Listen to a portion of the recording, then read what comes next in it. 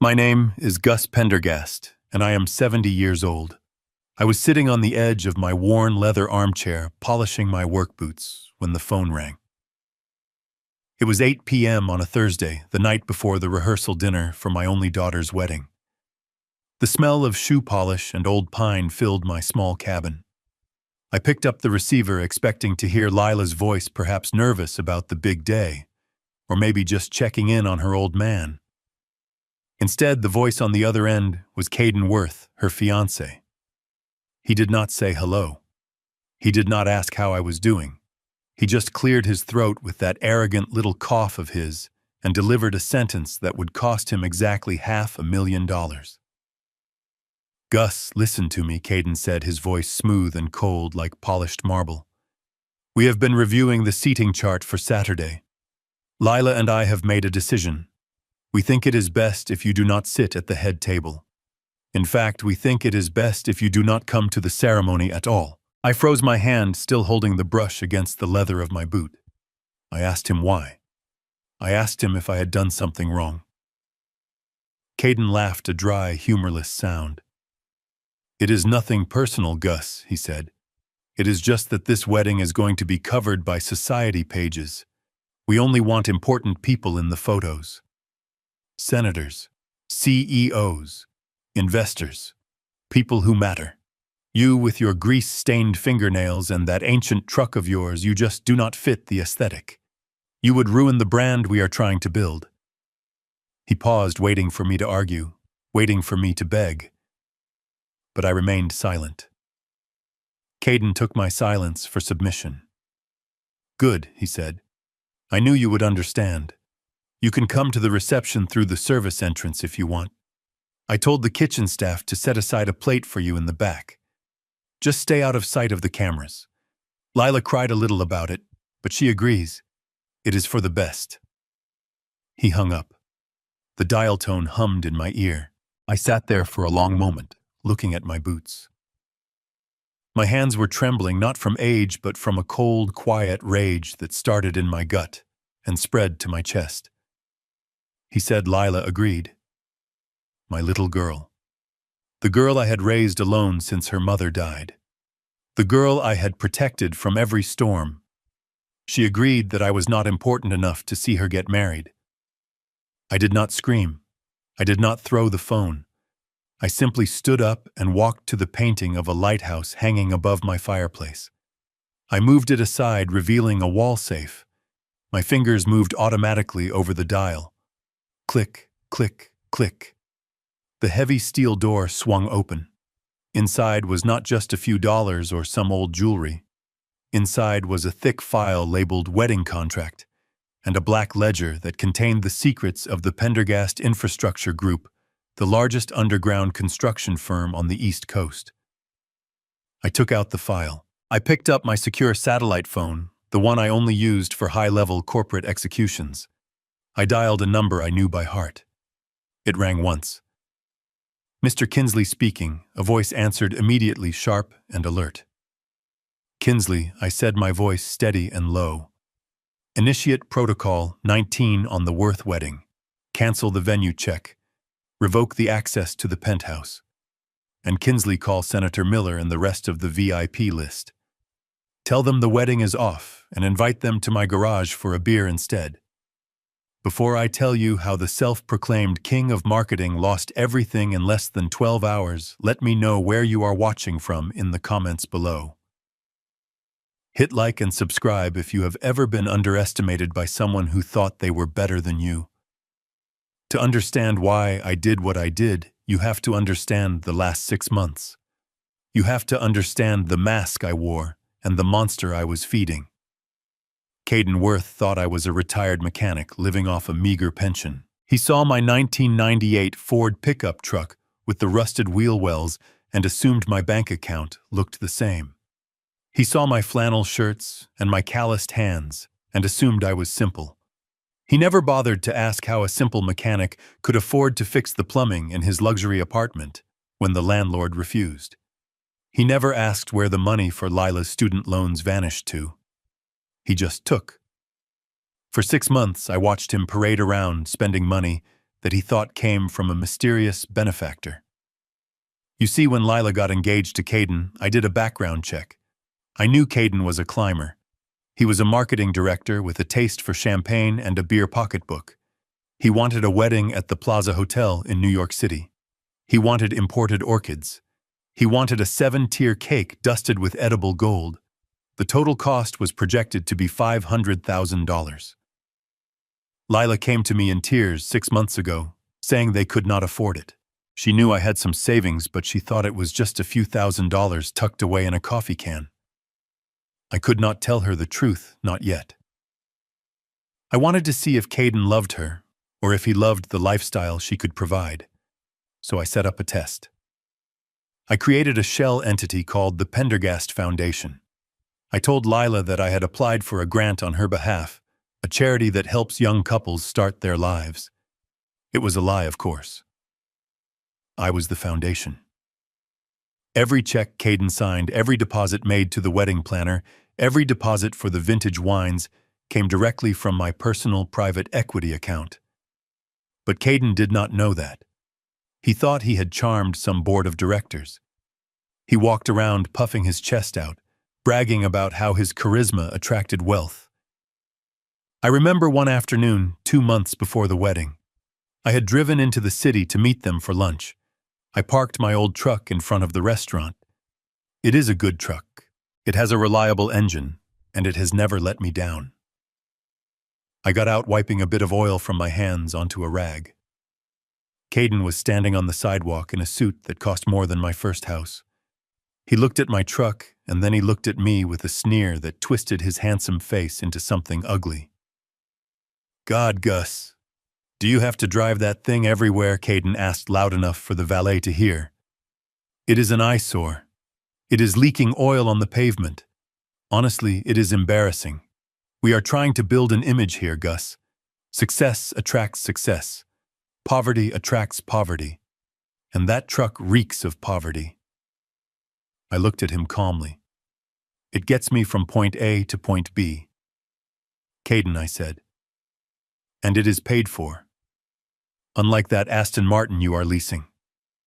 Caden rolled his eyes. "That is the difference between us, Gus. You think about cost. I think about leverage. I am leasing the lifestyle I deserve. That truck belongs in a junkyard. And frankly, if you cannot dress the part, maybe you should not be meeting us at places like this. People might think we are related."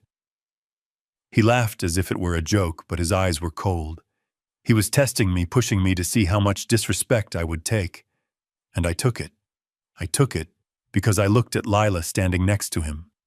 I was waiting for her to say something. I was waiting for my daughter, the girl who used to sit on my lap and steer that very truck down the driveway to defend her father. Lila looked at Caden, and then she looked at the ground. She shifted her weight nervously. "Daddy, maybe you could park around the corner next time," she mumbled. "Caden is just stressed about the wedding. We have important meetings today, and appearances matter." That was the first crack in my heart. She did not defend me. She managed his ego. She validated his disrespect. But I told myself it was just stress. I told myself she was young and in love and blinded by the bright lights of the city. I forgave her. I kept signing the checks. I kept funding the dream. The insults continued. Week after week, Caden chipped away at my dignity. He made fun of my grammar, even though I read more books in a month than he read in a year. He mocked my small cabin, calling it a shack. He treated me like a senile old fool who was lucky to be allowed in his presence. And through it all, the Pendergast Foundation kept paying. I paid for the hand-stitched Italian tablecloths. I paid for the orchestra that was flown in from Vienna. I paid for the custom tuxedo Caden was going to wear, the one he claimed was a gift from a designer friend. I paid for it all. And every time a payment went through, Caden's ego grew larger. He started referring to the wedding as the event of the year. He started talking about the important people who were coming.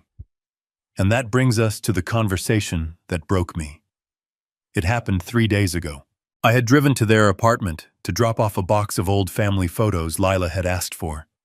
I thought maybe they wanted to display them at the reception. Pictures of her mother. Pictures of us camping. Memories. When I arrived, the door was ajar. I could hear them arguing. I stopped in the hallway holding the cardboard box against my chest. "We cannot have those photos displayed," Caden was saying. "Look at them, Lila. Your dad looks like a hobo in this one. And your mom, look at that dress. It is tragic. It screams working class. We are trying to network here, Lila. We have investors coming. We need to project old money, not no money." "But they are my parents," Lila said, her voice small. "Mom is gone, Caden. This is how I honor her." "You honor her by not embarrassing her daughter," Caden snapped. "And speaking of embarrassing, we need to talk about Gus. He cannot sit at table 1. I have put Senator Miller and his wife there. We need that connection for my new firm. Gus can sit at table 19 by the kitchen doors." "Table 19, Lila asked. "That is for the staff, Caden. You cannot put my father with the photographers and the sound guys." "Why not?" Caden replied. "He will be more comfortable there. He can talk about sports or trucks or whatever people like him talk about. He will be out of his depth with the senator. He will humiliate us, Lila. Do you want him asking the CEO of Tech Corp about carburetor repairs while we are trying to close a seed round?" There was a long silence. I held my breath. This was it. This was the moment. My daughter had to choose. She had to choose between the man who raised her, who sacrificed everything for her, and the man who treated her father like a stain on his designer suit. "You are right," Lila said.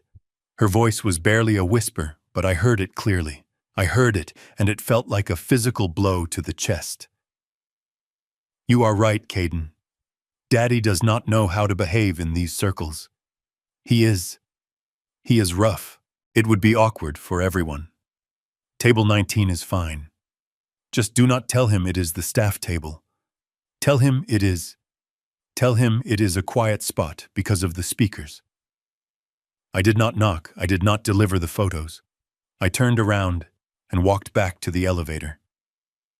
I carried the box of photos back to my truck and set it gently on the passenger seat. I drove home in silence. That was the moment the checkbook closed. That was the moment the father died and the businessman woke up. I spent the next 48 hours reviewing every contract, every receipt, and every clause in the grant agreement I had drawn up for the foundation. I realized I had given them too much power, too much freedom. I had let them believe they were the masters of their universe. But gravity is a harsh teacher, and I was about to cut the string. When Caden called me tonight to tell me I wasn't welcome at the ceremony, it wasn't a surprise. It was just the final signature on his own death warrant. He thought he was banishing a helpless old man. He didn't know he was declaring war on the chairman of the board. After I hung up with Kinsley, I poured myself a glass of cheap bourbon. I sat in my armchair and waited. I knew what was happening on the other side of the city. I knew that right now Kinsley was making calls. I knew that the banking system was processing the stop payment orders.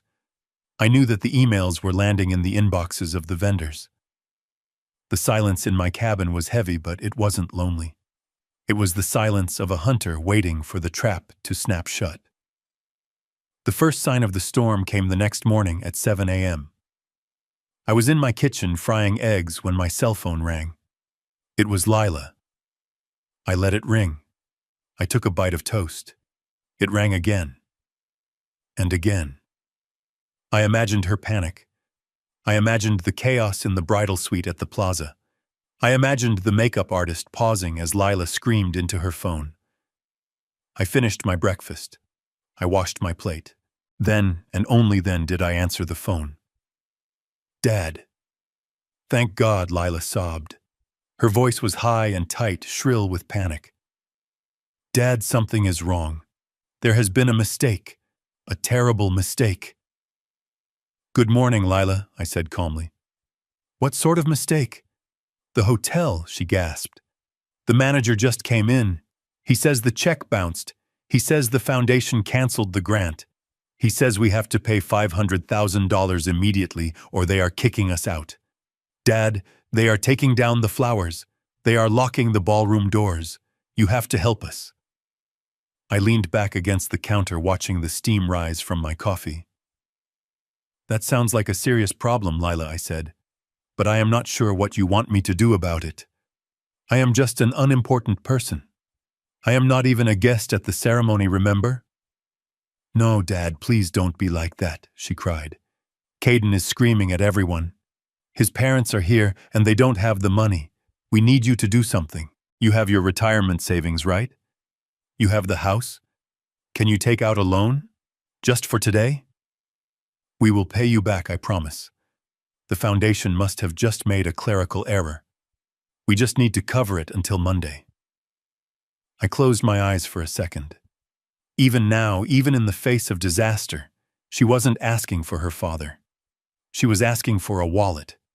She wanted me to mortgage my home, my safety, to save her vanity project. She wanted me to go into debt for a wedding I was banned from attending. Lila, I said, my voice dropping an octave. There is no clerical error. The foundation did not make a mistake. What do you mean? She stopped crying. The silence on the line was thick with confusion.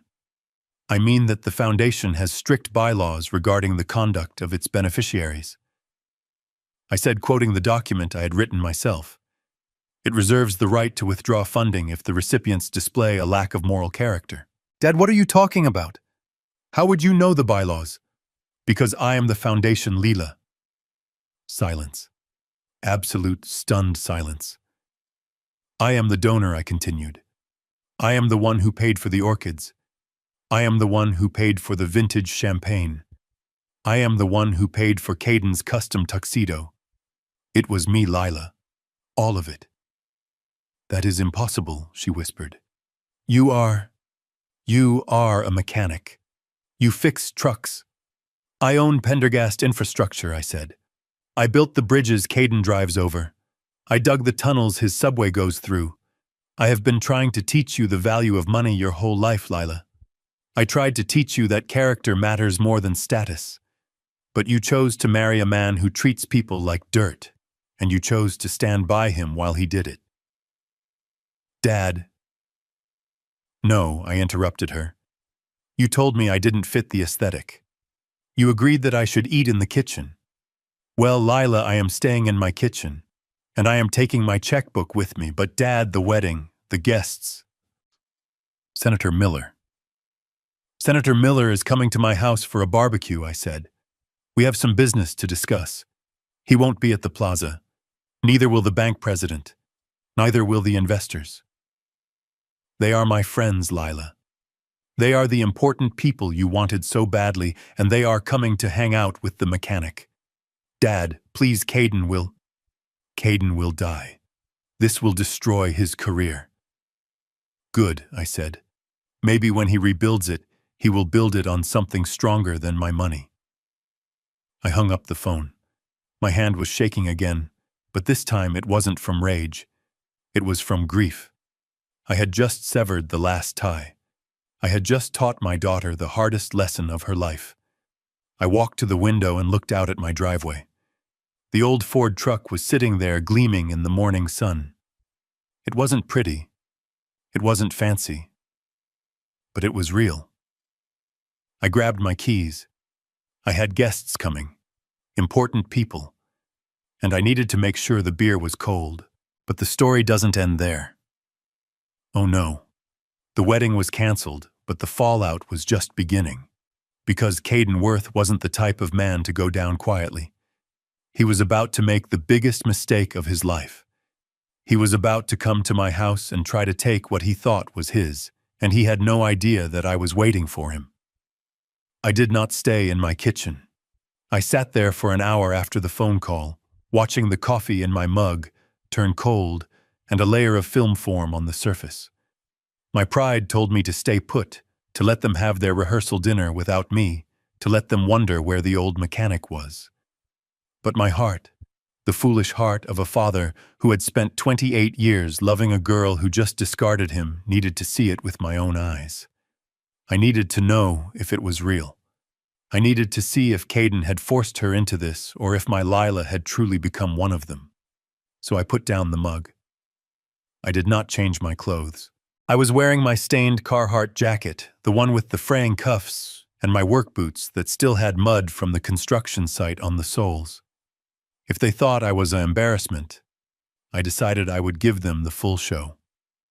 I walked out to my truck, the 1998 Ford F-150 that Caden hated so much, and I turned the key. The engine roared to life, a loud coughing sound that startled the birds in the trees. It was the sound of hard work, the sound of reliability. But to the people at the Plaza Hotel, it would sound like a garbage truck rolling into a cathedral. The drive into the city was slow. Traffic on the bridge was backed up, and I had plenty of time to think. I thought about the first time I held Lila. I thought about the nights I sat up with her when she had a fever. I thought about the tuition checks I signed for that fancy private school she wanted to attend, the one where she learned to be ashamed of me. By the time I hit Fifth Avenue, the sun had set, and the city was glittering like a diamond necklace. It was a world of surface and shine, a world I owned a significant piece of, but a world I chose not to live in. I pulled the truck up to the main entrance of the plaza. The valet stand was busy. Bentleys and Mercedes were lined up, sleek and silent. My truck chugged up behind a silver Rolls-Royce, the exhaust pipe sputtering a cloud of gray smoke that drifted toward the pristine white awning. The head valet, a young man with a headset and a look of permanent disdain, rushed over before I could even put the truck in park. He waved his hands at me frantically, like he was trying to scare away a pigeon. "Sir, you cannot stop here," he shouted over the noise of my engine. "This is a private event. Drop off. Deliveries are around the back on 58th Street. Move it along." I rolled down the window. The manual crank squeaked. "I am not a delivery driver's son," I said, my voice calm. "I am a guest. I am here for the Worth and Pendergast rehearsal dinner." The valet looked at my truck. He looked at the rust on the wheel well. He looked at my jacket. Then he laughed. It was a short, sharp bark of a laugh. "Good one, Pops," he said. "We have a strict vehicle code for the front drive. We do not park commercial vehicles, and we certainly do not park junk. You need to leave. Now. You are blocking the flow." I looked him in the eye. I could have bought this hotel. I could have bought the company he worked for and fired him on the spot. But I didn't. I just wanted to see my daughter. I shifted the truck into gear and pulled away from the curb, circling the block to find a parking garage 3 streets over. I walked back to the hotel, the cold wind biting through my jacket. When I reached the entrance again, the valets ignored me, assuming I was just a pedestrian walking by. I pushed through the revolving brass doors and stepped into the lobby. The smell hit me first. Fresh lilies, expensive perfume, and old money. The lobby was crowded with guests moving toward the ballroom. I saw women in silk dresses that cost more than my truck. I saw men with watches that cost more than my house. I stood there for a moment, a speck of dirt on a white sheet. I took a step toward the hallway that led to the terracotta room where the dinner was being held. "Excuse me, sir." A hand landed on my chest. It was heavy and firm. I looked up. A security guard stood there. He was a mountain of a man in a black suit with an earpiece coiled behind his ear. He wasn't smiling. "Can I help you?" he asked, but the tone made it clear he wasn't offering help. He was offering an exit. "I am here for the rehearsal dinner," I said again, feeling the weariness settle into my bones. "My name is Gus Pendergast. I am the father of the bride." The guard looked me up and down. He took in the grease stains on my jeans. He looked at my scuffed boots on the polished marble floor. He didn't check a list. He didn't ask for ID. He just shook his head. "Look, pal, I don't know what game you are playing, but you are not getting in there," he said, lowering his voice so the guests wouldn't hear. The Pendergast party is a black tie affair. You look like you just came from a construction site. We have strict dress codes, and frankly, you look like you are here to ask for money or cause a scene. I need you to vacate the premises before I call the police for trespassing." "I am not trespassing," I said, my voice hardening. "I paid for this dinner. I paid for the suit you are wearing effectively since I own the security firm contracted by this hotel." The guard smirked. "Sure you do, buddy. And I am the King of England. Now turn around and walk out the door." Just then, the revolving doors spun again. A gust of cold air followed two people into the lobby. My breath caught in my throat. It was Preston and Victoria Worth Caden's parents. They looked exactly as Caden had described them: aristocratic, wealthy, and important. Preston was wearing a tuxedo that fit him a little too tightly around the middle, and Victoria was draped in a fur coat that looked vintage, but not in a good way. They were laughing, holding on to each other, as if they were the stars of a movie. They walked right past the security guard and me. They were close enough that I could smell the gin on Preston's breath. They looked right at me. Victoria's eyes met mine. I knew she recognized me. I had met them once before, but briefly, over a video call when the engagement was announced. I was wearing a flannel shirt, then too, sitting in my kitchen. She had looked at me with a polite sneer through the screen. Now in person, the sneer was gone, replaced by panic. She grabbed Preston's arm and whispered something in his ear. Preston looked at me. His eyes widened. He saw the security guard's hand on my chest. He saw my work clothes. And then he made a choice that sealed their fate. He looked away. He turned his head, physically turning his back on me. "Preston," I called out. My voice was loud enough to carry over the lobby music. "Victoria!" The security guard shoved me back. "Hey, keep it down," he hissed. Preston didn't stop. He didn't turn around. He walked faster, guiding his wife toward the ballroom. A couple walking near them looked at me, and then at the Worths. "Do you know him, Preston?" the woman asked, glancing back at me with curiosity. Preston let out a loud, forced laugh. "Us no," he said, his voice booming. "Just some vagrant trying to crash the party. It is tragic, really, how the city has let the riffraff take over these historic places. Security is handling it. A vagrant, the father of the bride. The man who had secretly paid off their credit card debt 3 months ago so they could qualify for the flight over here. A vagrant." I watched them disappear into the golden light of the ballroom hallway. I watched the heavy doors swing shut behind them, sealing me out. The security guard pushed me again, harder this time. "You heard the man," he said.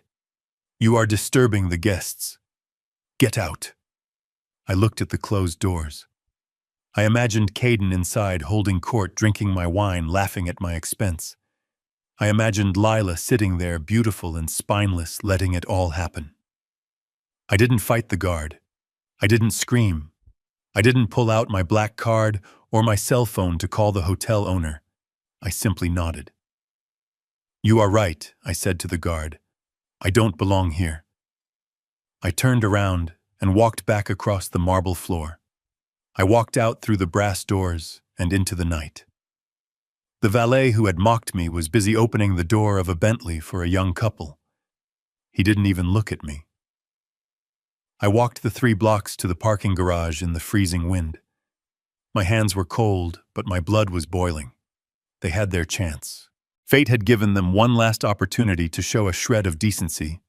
If Preston had stopped, if he had said, "Oh, that is Gus, let him in. This is all a misunderstanding," I might have reconsidered. I might have just canceled the car and left the wedding intact. I might have shown mercy. But they denied me. They looked at me and saw garbage. They treated me like a stain on their perfect evening. I reached my truck and climbed inside. The cab smelled like old coffee and sawdust. It smelled like home. I sat there in the dark for a minute, looking at the city skyline. They wanted a show. They wanted important people. They wanted a wedding that would be talked about for years.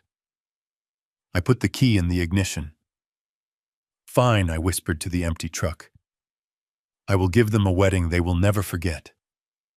I drove out of the city not toward my home but toward my office. The real office. The one behind the steel door at the back of my largest warehouse in Queens.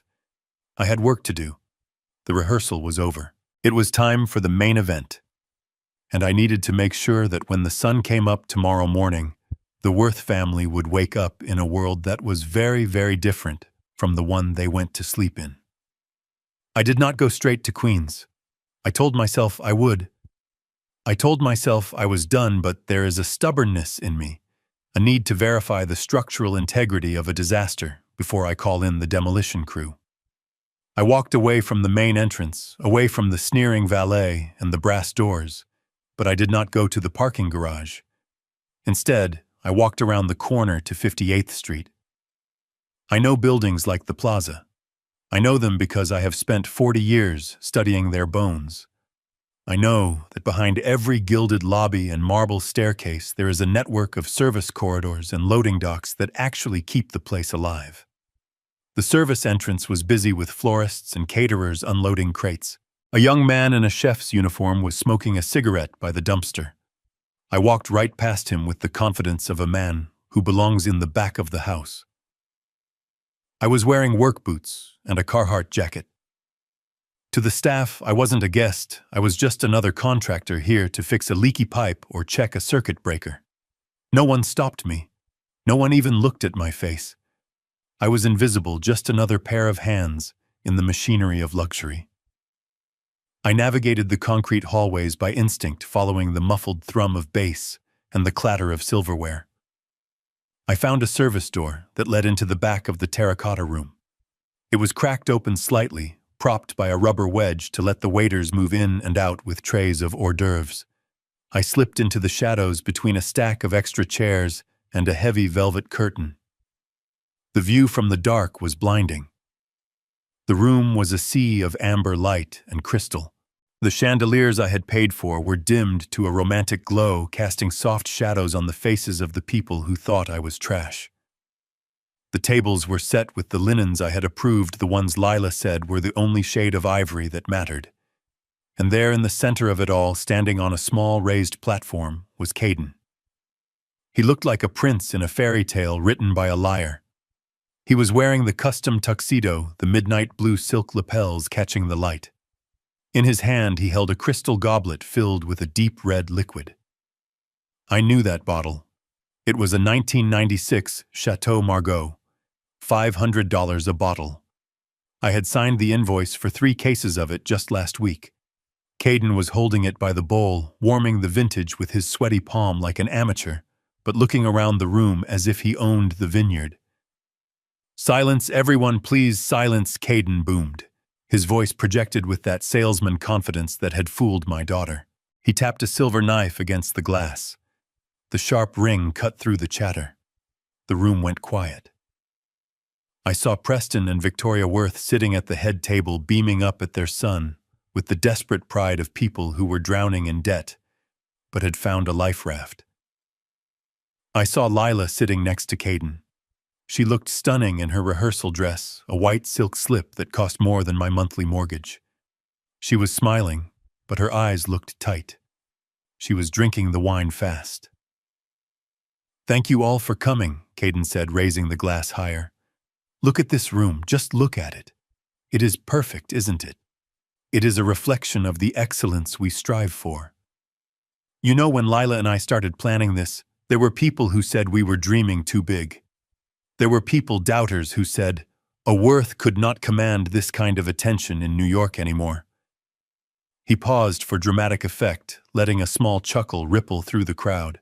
I gripped the back of the chair in front of me, my knuckles turning white. "But you see," Caden continued, "lineage matters. Quality matters. The Worth name has always stood for a certain standard of living, a certain refusal to accept mediocrity. We do not settle. We do not compromise. When I looked at the budget for this weekend, I told Lila that we could not cut corners. We could not invite just anyone. We had to curate this experience. We had to ensure that every person in this room, every element of this night, was of the highest caliber.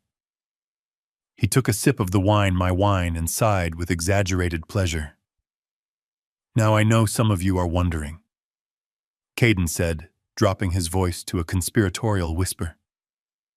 "You are wondering, Caden, how did you pull this off? The plaza, the symphony orchestra, this wine which I am told was a favorite of Thomas Jefferson. How does a young marketing director afford a celebration fit for royalty?" My heart hammered against my ribs. Here it comes, I thought. Here comes the lie. "Well, I am a man who believes in transparency," Caden said, lying through his teeth. "I have been blessed, truly blessed. As many of you know, I have been working on some high-level campaigns recently. Groundbreaking work. And it seems my talent has not gone unnoticed."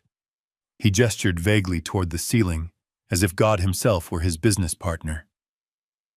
6 months ago, I was approached by a silent angel investor, Caden announced. A titan of industry. A man who made his fortune in Silicon Valley technologies. He saw my portfolio. He saw the vision I have for the future of global branding. And he told me, "Caden, I want to invest in you. Not just in your company, but in your life." He told me that genius needs a stage. He gave me a grant through his private foundation, the Pendergast Foundation. I almost choked on my own breath. He used the name. He used my name. But he twisted it. He turned the Pendergast Infrastructure Group, my sweat and blood and concrete business, into some phantom tech money. He erased the mechanic and replaced him with a fictional billionaire because the truth was too dirty for him. "This investor wishes to remain anonymous," Caden said, bowing his head in mock humility. "He is a man of great privacy. But he told me that this wedding should be a testament to what is possible when talent meets opportunity. He paid for this night because he believes in me. He believes in the Worth legacy. So I want to propose a toast." He raised the glass again. "To the silent angel," Caden shouted, "and to the future. A future where we only surround ourselves with the best, with important people, with those who understand that success is not an accident, it is a birthright." To the future, the guests chorused, raising their glasses. I watched them drink. I watched Preston and Victoria Worth gulp down the expensive wine, their eyes scanning the room to make sure everyone saw them being important. I watched Lila. She didn't raise her glass high. She brought it to her lips quickly, her hand trembling slightly. She knew. Deep down, she had to know. She knew I wasn't a tech mogul. She knew the Pendergast Foundation wasn't some Silicon Valley charity. She knew it was her father's love transformed into a bank account. And yet she sat there. She let him erase me. She let him turn me into a ghost so he could shine brighter. That was the moment the last thread snapped. If she had stood up, if she had said, "No, Caden, my father paid for this. My father who works with his hands is the one we should be thanking," I would have walked out of the shadows. I would have forgiven the seating chart. I would have forgiven the insults. But she didn't. She swallowed the wine and she swallowed the lie. Caden basked in the applause. He looked radiant, fueled by the adoration of the crowd, fueled by the theft of my identity. He looked at his parents and winked. He looked at his beautiful bride and kissed her hand. He looked like a man who had won the lottery without buying a ticket. I looked at the half-empty bottle of wine sitting on their table. I looked at the truffles being served by the waiters. I calculated the cost in my head. $500 for the wine, $200 for the appetizers, $50,000 for the room rental. It was an expensive lesson. But as I stood there in the dark, smelling the faint scent of old grease on my jacket, I realized it was worth it. Because now I knew. I wasn't guessing anymore. I wasn't a paranoid old man feeling sensitive about his background. I was seeing the raw, naked truth. They were parasites. They didn't just want my money, they wanted my absence. They wanted the gold without the goose. I took one last look at the room. I memorized Caden's smile, I memorized the way the light hit the crystal. I wanted to remember exactly how high he was flying, so I could fully appreciate the distance of the fall. I backed away slowly. The door clicked shut silently behind me, cutting off the sound of the applause. I walked back down the service corridor, my footsteps heavy and echoing on the concrete. The kitchen staff ignored me again. I walked out into the cold night air of the loading dock. I took out my phone. The screen was bright in the darkness. I had a text from Kinsley. It read simply, Protocol 19 ready, awaiting final confirmation.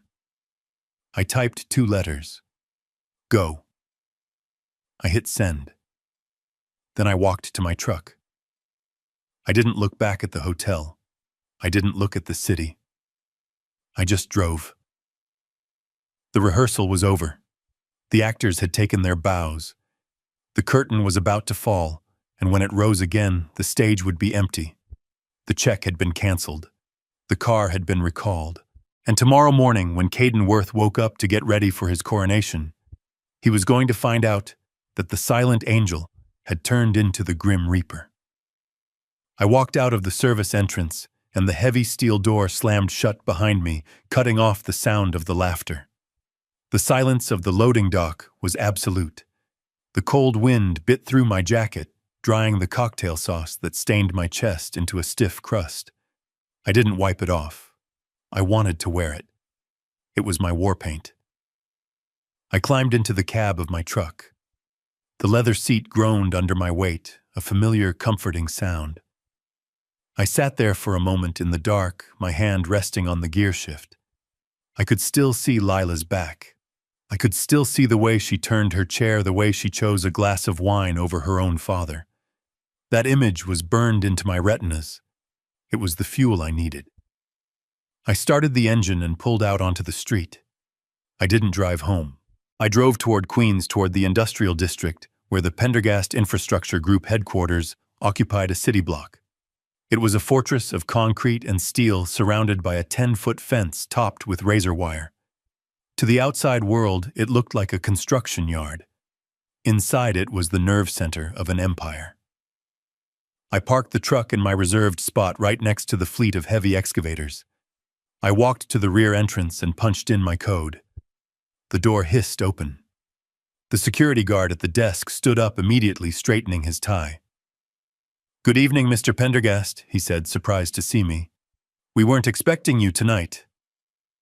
"Plans changed, Earl," I said, walking past him without stopping. "Is Kinsley in the war room?" "Yes, sir. He has been there for the last hour waiting for your signal." "Good."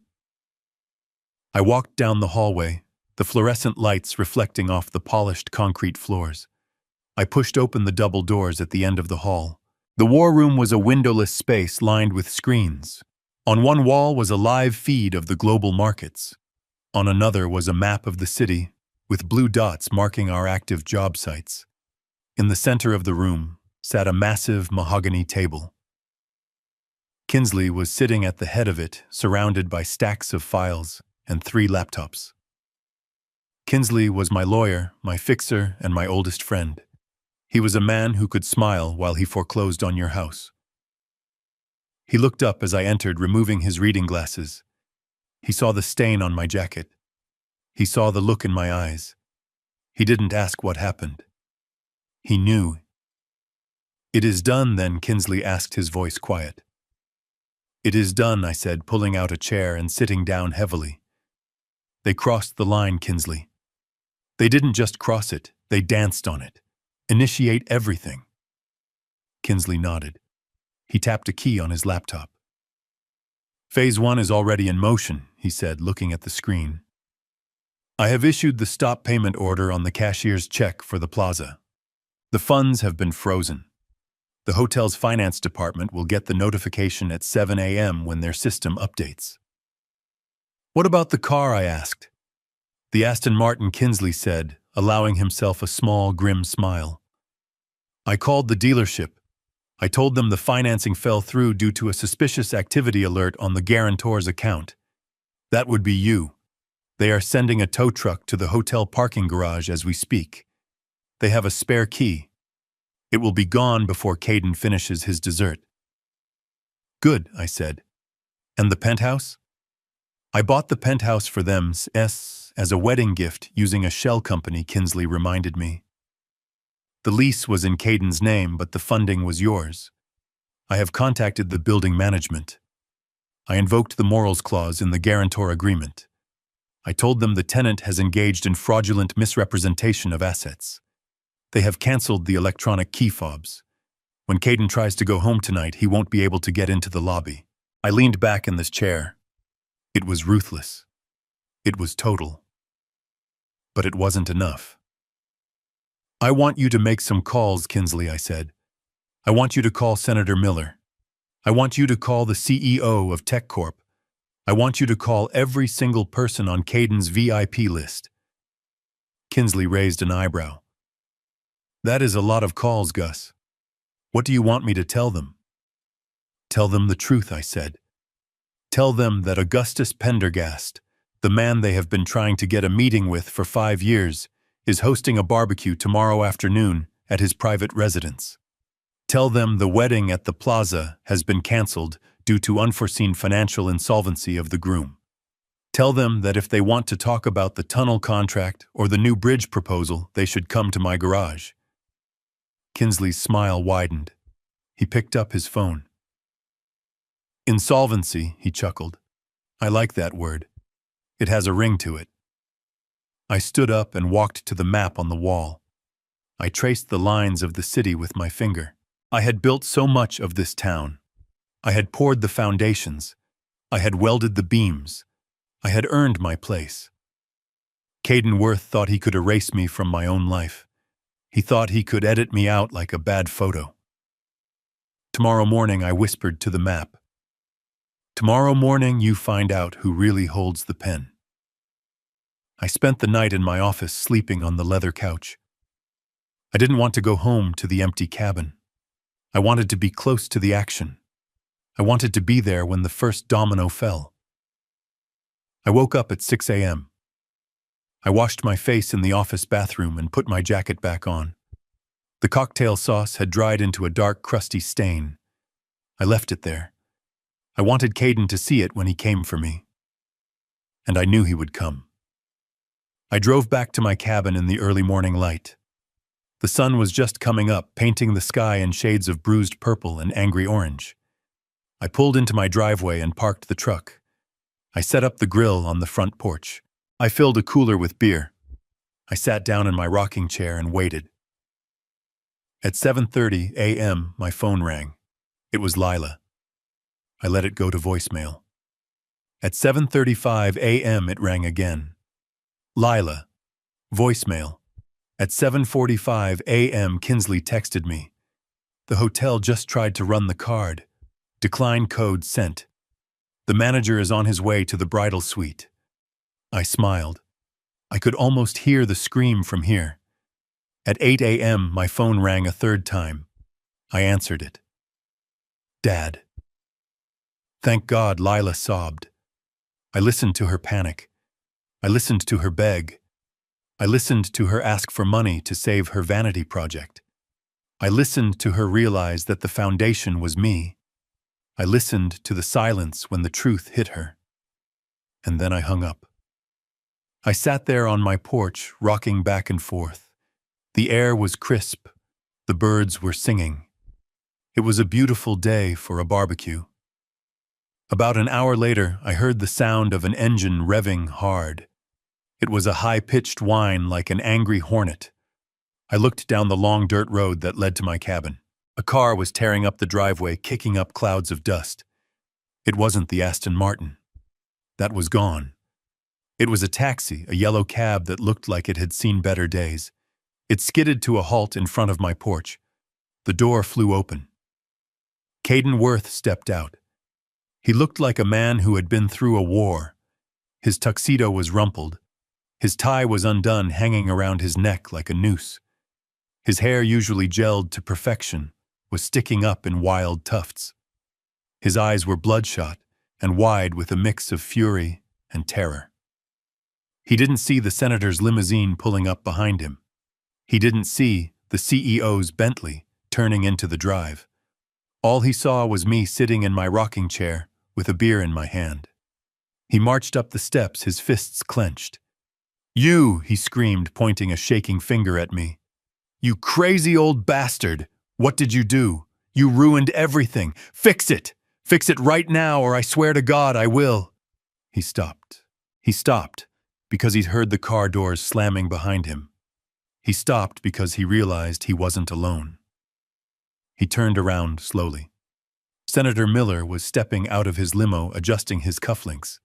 He looked at Caden with a confused frown. Then he looked past him up at the porch. He saw me.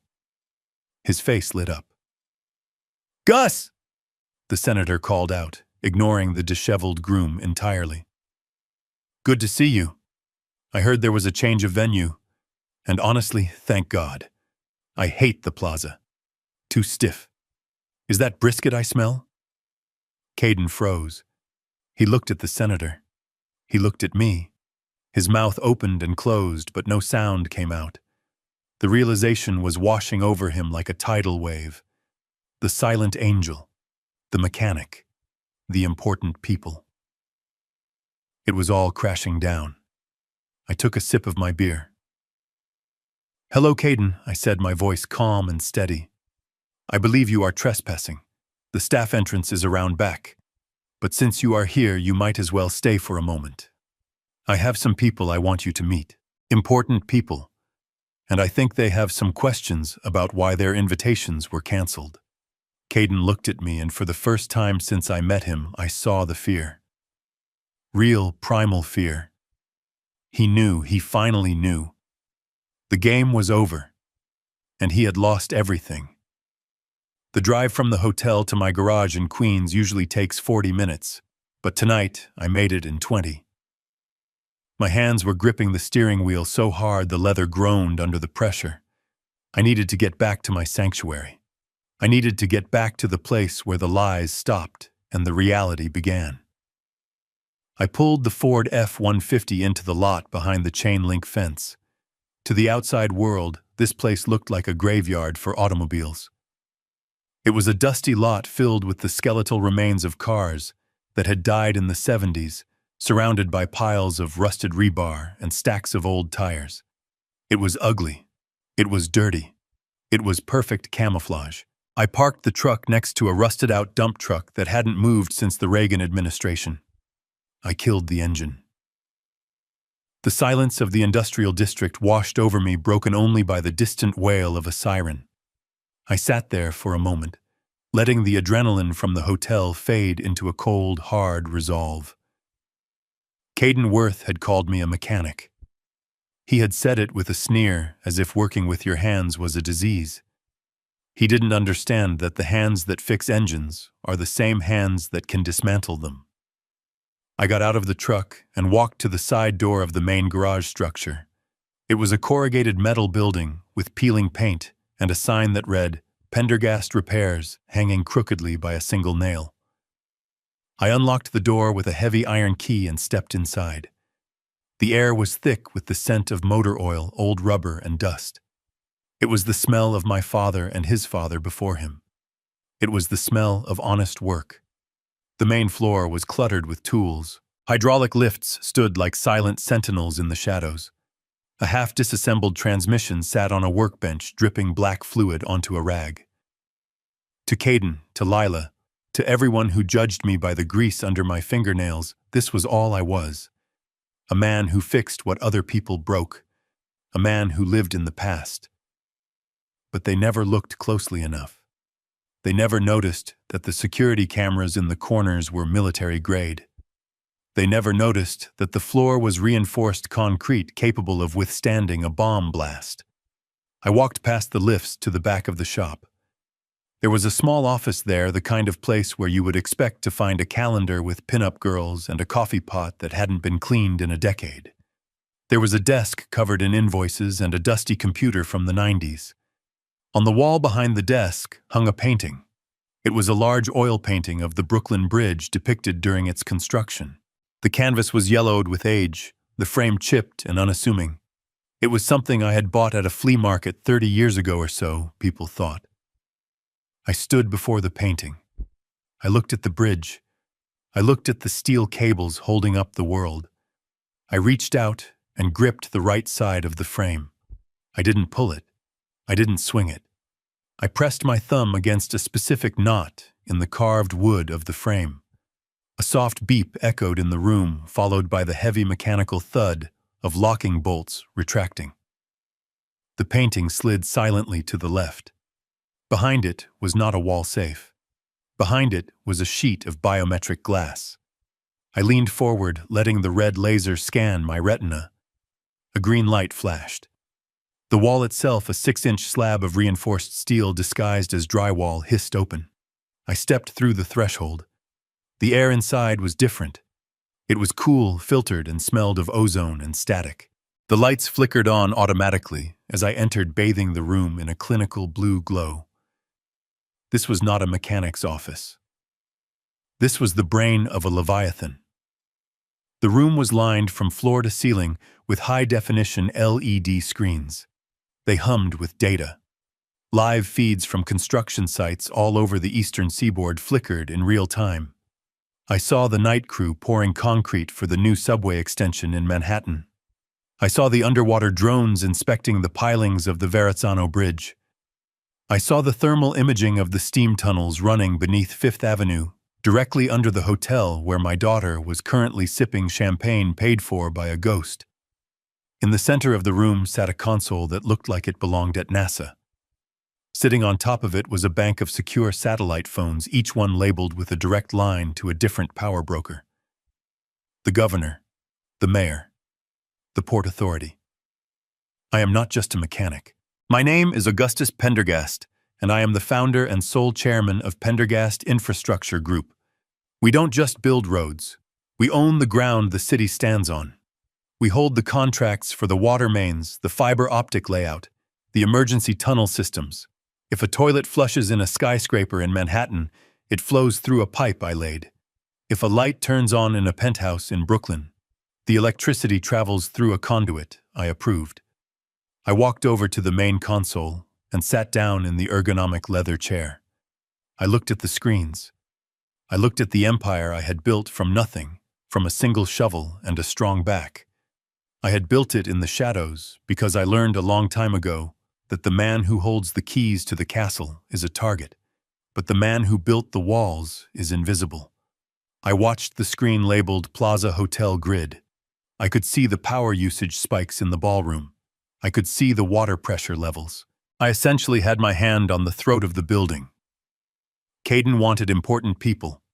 He wanted people with titles, people with shiny suits, people who made the society pages. He didn't understand that the most important people are the ones who make the world work when you aren't looking. He didn't understand that while he was leasing a lifestyle, I was owning the infrastructure that made his lifestyle possible. I reached for one of the satellite phones. It was heavy in my hand, a brick of encrypted technology. I wasn't just a father whose feelings were hurt. I was a titan who had been insulted by an insect. I had spent 6 months playing the fool, playing the simpleton, letting him lecture me on class and taste. I had done it to see if there was any redeeming quality in him, any spark of humility. There was none. I looked at the live feed of the subway tunnel construction. Hundreds of men in hard hats working the night shift, putting food on their tables, building the future. Those were my people. That was my tribe. Caden Worth and his friends, they were just tourists in the city we built. I punched a code into the console, unlocking the master financial controls. The screens shifted, replacing the camera feeds with banking interfaces. Rows of numbers cascaded down the monitors. The Pendergast Foundation accounts were highlighted in green. I took a deep breath. This was it. The moment I stopped being the mechanic and started being the chairman. I wasn't just canceling a check. I was correcting a market error. I was liquidating a bad investment. I looked at the painting of the bridge one last time through the open door. It stood strong against the elements, bearing the weight of millions without complaint. That is what a father does. He bears the weight. But when the weight becomes a parasite, when the burden starts to eat away at the foundation, you don't just keep carrying it. You shake it off. I turned back to the screens, my finger hovering over the execute command. The old garage was silent around me, a shell protecting the nuclear reactor inside. Caden Worth had wanted a show of power. He had wanted to see what real influence looked like. I pressed the button. The screens flashed red. The transfer protocols initiated. The silent angel was dead. The chairman had arrived. The silence in the war room was different from the silence in the cabin. In the cabin, the silence was lonely, a byproduct of abandonment. Here, the silence was heavy with potential energy, like the hum of a high-voltage line before the switch is thrown. Kinsley sat across from me, his fingers hovering over the keyboard of his secure laptop. The blue light from the monitors reflected in his glasses, hiding his eyes. He did not look tired. Men like Kinsley do not get tired when there is blood in the water. We started with the money. It was the simplest part of the equation, but the one that would cause the most immediate structural failure. On the screen to my left was the banking interface for the Pendergast Foundation. It showed a pending wire transfer scheduled for 7 in the morning. $500,000. To Caden Worth, it was a magic number, a sum that would buy him entry into the world he desperately craved. To me, it was the cost of a diesel generator for a tunnel project. It was a rounding error. Kinsley looked at me, waiting for the verbal command. Our protocols required it. We were not just moving money, we were altering the trajectory of lives. Item 1, Kinsley said, his voice dry and professional. The Plaza Hotel final payment. The contract stipulates full settlement 24 hours prior to the event. If the wire does not clear at 7, the contract is voided immediately. I looked at the number on the screen. I thought about the way Caden had held that wine glass. I thought about the way he had looked at the waiters. I thought about Lila sitting in silence. Kill it, I said. Kinsley typed a sequence of commands. He did not hesitate. He entered his authorization code, then waited for mine. I reached forward and typed in the 6-digit PIN that only I knew. The screen flashed amber, then red. The status of the transfer changed from pending to canceled. Reason for cancellation. Kinsley asked, his fingers poised to type the official record. Breach of contract, I said, staring at the red text. Violation of the moral turpitude clause. The beneficiary has demonstrated conduct incompatible with the values of the foundation. Specifically, he is a fraud who abuses the working class. Kinsley typed it out, word for word. He hit enter. The digital paper trail was complete. At 7 in the morning, the accounts receivable department at the plaza would get a notification that would stop their hearts. The cascading effect would be instantaneous. The florists would stop arranging the lilies. The kitchen would stop prepping the lobster. The band would start packing up their instruments. Now the apartment, I said, leaning back in the leather chair. This was personal. The wedding was a party, but the apartment was a life. I had purchased the penthouse at 432 Park Avenue through a shell corporation 3 months ago. It was meant to be a surprise. I had planned to hand Lila the keys after the reception. It was a $10 million property with a view of the entire city I had helped build. Caden knew about the apartment, but he thought he had secured a lease through his own brilliance. He thought he had charmed the landlord into waiving the security deposit. He had already moved his boxes in. He had already posted photos of the view on his social media, captioning them with things like, "the view from the top." Kinsley switched screens. He pulled up the building management system. We owned the building management company too. We owned the software that controlled the elevators, the lights, and the locks. Current status, Kinsley read. Tenant access active. Biometric data for Caden Worth and Lila Pendergast uploaded. Wipe it, I said. Kinsley worked the keys. He accessed the security server. I watched as he located Caden's file.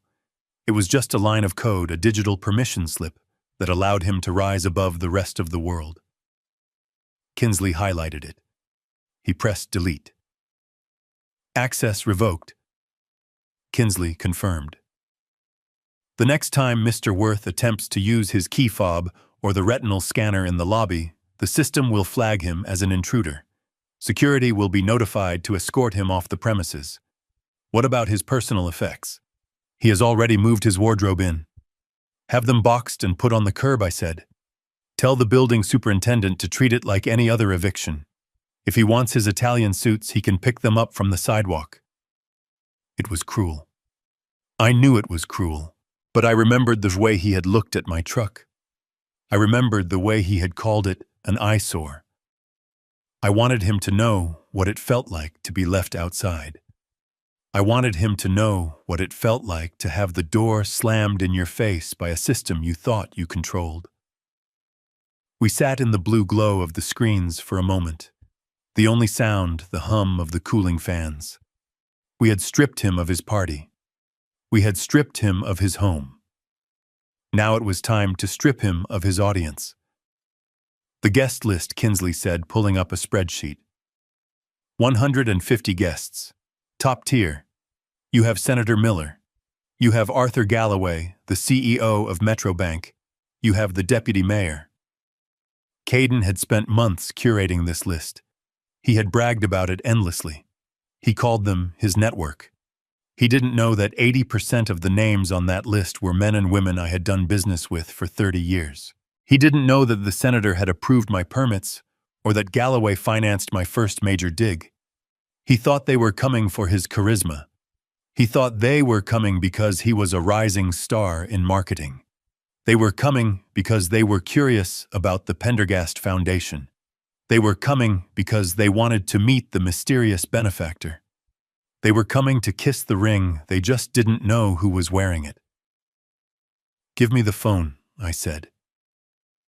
Kinsley slid the heavy satellite phone across the mahogany table. I picked it up. It felt solid real. I looked at the time. It was 2:15 in the morning. These men would be asleep. But when Gus Pendergast calls at 2 a.m., you answer. You answer because it usually means a tunnel has collapsed or a union deal has fallen through. You answer because money never really sleeps. I dialed Senator Miller first. It rang 3 times. This is Miller, a groggy voice answered. This better be an emergency. It is Gus, I said. The tone changed instantly. The grogginess vanished, replaced by the sharp alertness of a politician. Gus. Is everything all right? Did the inspection on the bridge fail? The bridge is fine, John, I said. I am calling about the wedding tomorrow. The one at the plaza. Oh, right, the senator sighed. The Worth kid. To be honest, Gus, I was dreading it. I don't know the groom from Adam, but my chief of staff said the Pendergast Foundation was involved, so I had to show face. I was planning to stay for the cocktail hour and slip out the back. You don't have to go, I said. The wedding is off. Off? Why? Because the groom is a fraud, I said, my voice flat. And because the Pendergast Foundation has decided to pull its funding. There was a pause on the line. Then a low chuckle. You are the foundation, aren't you, Gus? I always suspected. You love playing these games. I am the foundation, I confirmed, and I am the father of the bride. The silence was longer this time. Respectful. Oh, I see. I am sorry, Gus. That is heavy. It had to be done, I said. But listen, John, I have a lot of brisket marinating. I have a keg of the good stuff from Germany. Since your schedule just cleared up, why don't you come out to the house tomorrow? Not the penthouse. The cabin. The cabin, the senator asked. You mean the place with the lake where we fished last summer? The same. Done, the senator said without hesitation. I will bring the scotch. And Gus? Yeah? If that kid gives you any trouble, call me. I can have his parking tickets audited going back to kindergarten. I hung up, one down. I dialed Arthur Galloway next. The bank president. He answered on the first ring. Gus, tell me the market didn't crash. The market is fine, Arthur, I said. But Caden Worth's credit rating is about to take a dive. Who? The groom. The wedding tomorrow. Oh, that, Galloway groaned. My wife bought a new dress for that. She is going to be furious if we don't go. She thinks this silent angel character is going to be there. She wants to pitch her charity. Tell her the silent angel is going to be in his garage in Queens drinking beer, I said. And tell her if she wants that donation she should come wear jeans. You are kidding, Galloway said. You? You are the backer? I was. Until tonight. What happened? He forgot who pours the concrete, Arthur. He thought he could live in the penthouse without respecting the foundation. Galloway laughed a deep belly laugh. I love it. I absolutely love it. We will be there. Noon? Noon, I said. I went down the list. I called the deputy mayor. I called the union leaders. I called the investors. I made 12 calls in total. Every single one of them answered. Every single one of them listened. And every single one of them agreed to come to the garage. Not one of them asked about Caden. Not one of them asked about his marketing genius or his brand vision. They didn't care. To them, he was just a line item, a venue, a reason to put on a tuxedo. When the venue changed, they changed with it. They were loyal to the power, not the party. And I was the power. I put the phone down. My throat was dry. I looked at Kinsley. He was watching me with a look I hadn't seen in a long time. It wasn't just professional respect. It was something akin to fear. You realize what you just did, Kinsley said softly. You didn't just cancel a wedding, Gus. You erased him socially. You took away his credibility. When word gets out that the senator and Galloway skipped his wedding to hang out with his mechanic father-in-law, he will be a laughingstock. He won't be able to get a job waiting tables in this town. I know, I said. And Lila? Kinsley asked gently. This is going to hurt her, Gus. It is going to humiliate her. I stood up and walked over to the bank of monitors. I looked at the live feed of the city. I saw the lights of the skyscrapers I had built. I saw the arteries of traffic I had designed. She needs to be hurt, I said, my voice barely a whisper. She needs to feel the burn. Because pain is the only teacher that doesn't let you cheat on the test. She needs to see Caden for what he is when the lights go out. She needs to see if she loves the man or the mirror. I turned back to Kinsley. Is there anything else? Just one thing, Kinsley said. The flowers. The florist says they are already loaded on the trucks. $50,000 worth of white orchids. Do you want them sent to the dump? I thought about it. I thought about the waste. I thought about the beauty of those flowers paid for with my hard work, destined to rot in a landfill because of a lie. No, I said. Send them to the Veterans Hospital in the Bronx.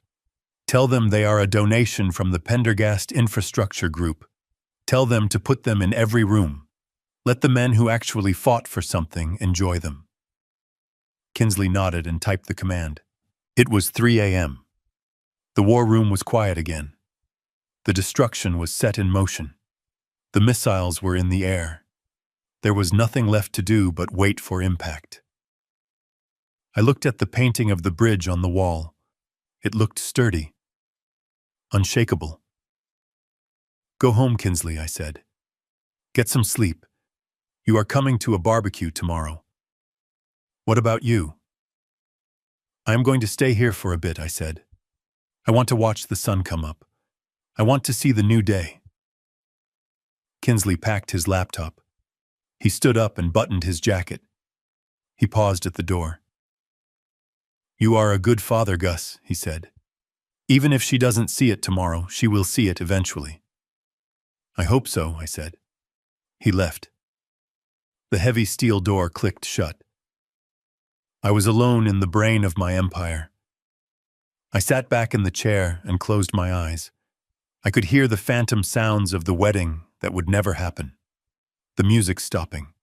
The glasses shattering. The screams. I wasn't happy. I wasn't triumphant. I was just tired. But it was the good kind of tired. The kind that comes after you clear the rubble and prepare the ground for something new, something real. I waited for the dawn. I waited for the phone to ring. I waited for the scream. And I knew that when it came, I would be ready. I was Gus Pendergast. I fixed things, and tomorrow I was going to fix my family even if I had to break it first. The sun rose over Central Park, casting a golden glow on the window panes of the Plaza Hotel, but inside the bridal suite, the atmosphere was anything but warm. It was 7 in the morning, and the air smelled of hairspray, nervous sweat, and expensive coffee. Caden Worth sat in a high-backed velvet chair, staring into a lighted mirror, as if he were preparing for a coronation rather than a wedding. He was not wearing his shirt yet, just a silk robe that he had insisted on buying for the getting ready photos. A young makeup artist named Sarah was hovering near his face, trying to apply a touch of concealer under his eyes. Her hands were shaking. "Stop!" Caden barked, pulling his head back. "You are doing it wrong. Look at me. Do I look like a corpse to you? You are making me look gray. I need to look luminous, Sarah. Luminous. This is going to be in vogue. Do you understand what that means? It means if I look tired, you never work in this town again." "I am sorry, Mr. Worth," Sarah stammered, stepping back. "I was just trying to blend the—" "I do not pay you to try," Caden snapped, cutting her off. "I pay you to be perfect. The silent angel paid a fortune for this team, and frankly, I am unimpressed. Get me the other girl. The one who did the test run. You are dismissed. Get out of my sight before you ruin my pores with your incompetence." Sarah fought back tears as she packed her kit and hurried out of the room. Caden didn't even watch her go. He turned to the mirror again, running a hand over his jaw. He looked at his reflection with a hunger that was terrifying. He wasn't looking at a man in love. He was looking at a product. He was looking at a brand. Lila was sitting on the sofa in the corner, clutching a mimosa she hadn't touched. She looked pale. Her eyes were puffy, as if she hadn't slept. She was watching Caden abuse the staff, and she said nothing. She just stared at the floor, twisting her engagement ring around her finger. "Caden, baby, maybe you should relax a little," Lila whispered. "The photographers will be here in an hour." "I cannot relax, Lila," Caden said, standing up and pacing the room. "Everything has to be perfect. The senator is coming. The CEO of Tech Corp is coming. Do you know what that means for my agency? This isn't just a wedding. It is a launch party. It is my debut. And your father better not screw it up by showing his face at the wrong door. Did you text him? Did you make sure he knows the protocol?" "I told him," Lila said, her voice barely audible. "He knows." "Good," Caden said, checking his watch. "Now where is the hotel manager? He was supposed to be here 10 minutes ago to confirm the Champagne Tower logistics. I specifically asked for the vintage Dom Perignon to be chilled to exactly 40 degrees. If it is 41 degrees, I am sending it back." As if summoned by his arrogance, there was a knock at the door. It wasn't the polite, rhythmic knock of room service. It was a heavy, authoritative thud. Finally, Caden muttered, adjusting his robe. "Come in." The door opened. It wasn't a waiter with a silver tray. It was Mr. Sterling, the general manager of the Plaza. He was a man who had seen everything from royalty to rock stars, and he usually wore a mask of professional indifference. But this morning his face was pale. His lips were pressed into a thin white line. He wasn't alone. Behind him stood 2 large men in dark suits. They weren't hotel security. They looked like private contractors. "Mr. Sterling," Caden said, spreading his arms. "You are late. I hope you are here to tell me the ballroom is ready for my inspection. I have a very tight schedule." Mr. Sterling didn't smile. He didn't bow. He walked into the room and closed the door, leaving the two security guards standing guard in the hallway. He held a clipboard in his hand, and his knuckles were white as he gripped it. "Mr. Worth," Mr. Sterling said, his voice tight. "We need to speak, immediately." Caden frowned, sensing the shift in the air. He didn't like it. He didn't like being spoken to without deference. "We are speaking," Caden said. "What is the problem? Is it the flowers? If the orchids aren't white enough, replace them. I don't care about the cost. The foundation covers it." "There are no flowers, Mr. Worth," Mr. Sterling said. Caden laughed, a short, nervous sound. "What do you mean there are no flowers?" "I mean the florists have been ordered to cease operations," Mr. Sterling said. "They are packing up the trucks as we speak. The ballroom is being locked. The kitchen staff has been dismissed." Caden stared at him. The arrogance on his face faltered, replaced by a flicker of confusion. "Is this a joke?" Caden asked. "Because if this is a joke, it is not funny. I will call the donor right now. I will have your job." "Mr. Worth," Mr. Sterling stepped closer, his voice dropping to a harsh whisper. "There is no need to call anyone. We received a notification from our finance department 10 minutes ago. The wire transfer for the final balance of $500,000. It was flagged." "Flagged," Caden repeated the word, feeling foreign in his mouth. "Cancelled," Mr. Sterling corrected him. "The issuing bank sent a stop payment order. The Pendergast Foundation has revoked the grant. The funds have been frozen." Lila let out a small gasp from the sofa. She stood up, her hands trembling. "Revoked," she whispered. "That is impossible." "It gets worse," Mr. Sterling continued, ignoring her and keeping his eyes fixed on Caden. "When the wire failed, we attempted to run the credit card on file for the security deposit. Your personal American Express, Mr. Worth." Caden puffed out his chest. "That card has a $50,000 limit." "Run it again." "We did run it," Mr. Sterling said. 3 times. It was declined. Code red. That means the card hasn't just hit its limit. It means the issuer has flagged the account for fraudulent activity and insolvency. The account has been closed, Mr. Worth. The room went silent. The only sound was the hum of the air conditioner and the rapid breathing of Caden Worth. He looked at the manager, then at Lila, then at his own reflection in the mirror. The man in the mirror looked small. He looked scared. "This is a mistake," Caden shouted, his voice cracking. "Do you know who I am? I am Caden Worth. I have investors. I have a silent angel. This is a glitch, a banking error. You fix this. You fix this right now, or I will sue this hotel into the ground."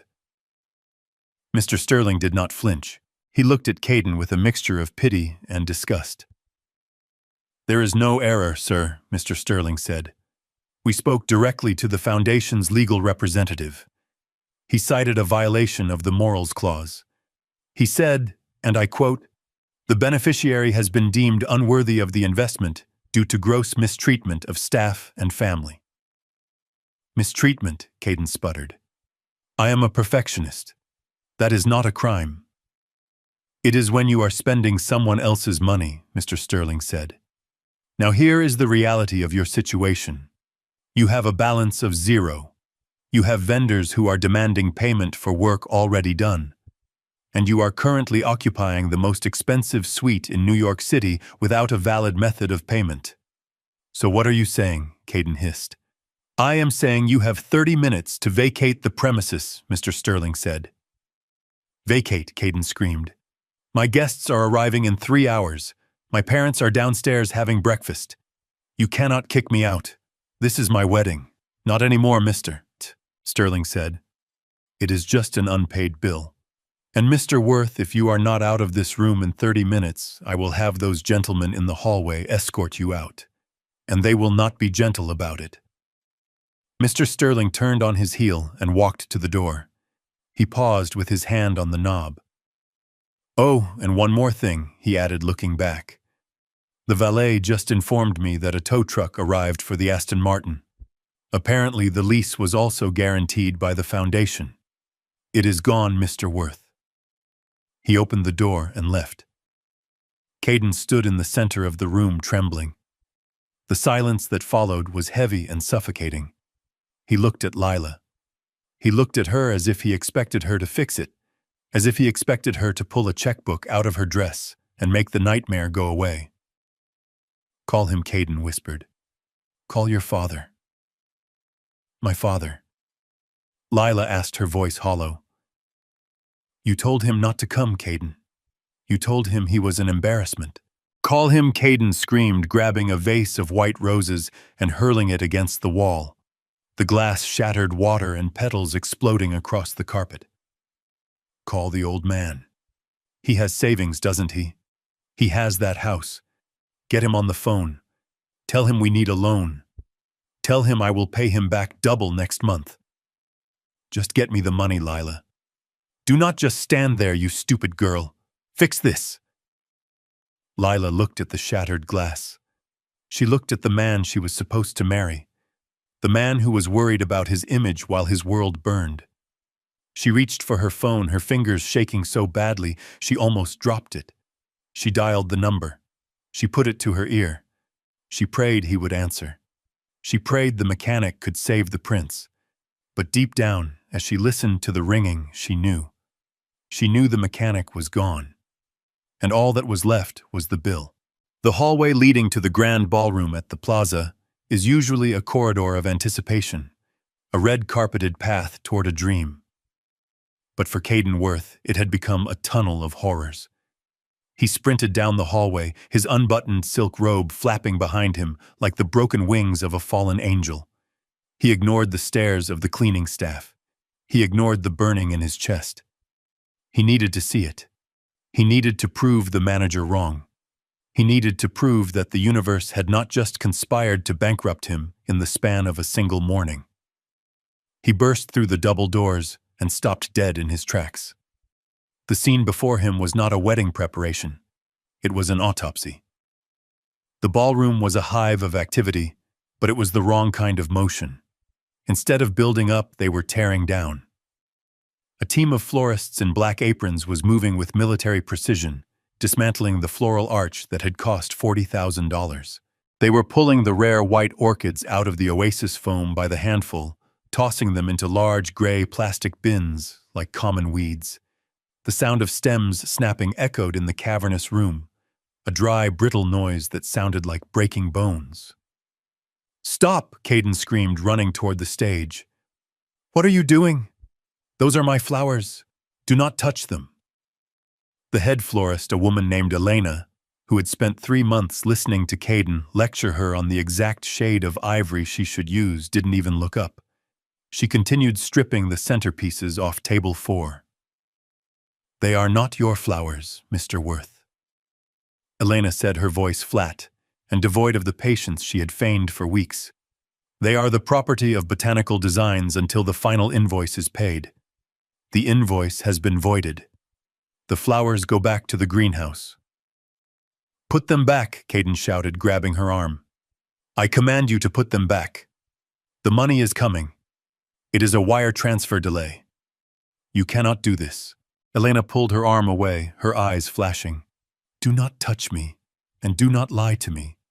We got the call. The Pendergast Foundation didn't just delay the payment. They flagged the account. They told us to recover the inventory immediately to mitigate loss." She turned her back on him and dropped a crystal vase into a padded crate. The sound of the heavy glass settling was final. Caden spun around, looking for an ally, looking for anyone who would listen to him. He saw the catering team near the service entrance. They weren't setting tables. They were clearing them. The silver chargers were being stacked. The linen napkins folded into swans were being shaken out and thrown into laundry bags. "Wait," Caden yelled, running across the dance floor, slipping slightly in his expensive loafers. Chef Henri, where is the food? Where is the lobster?"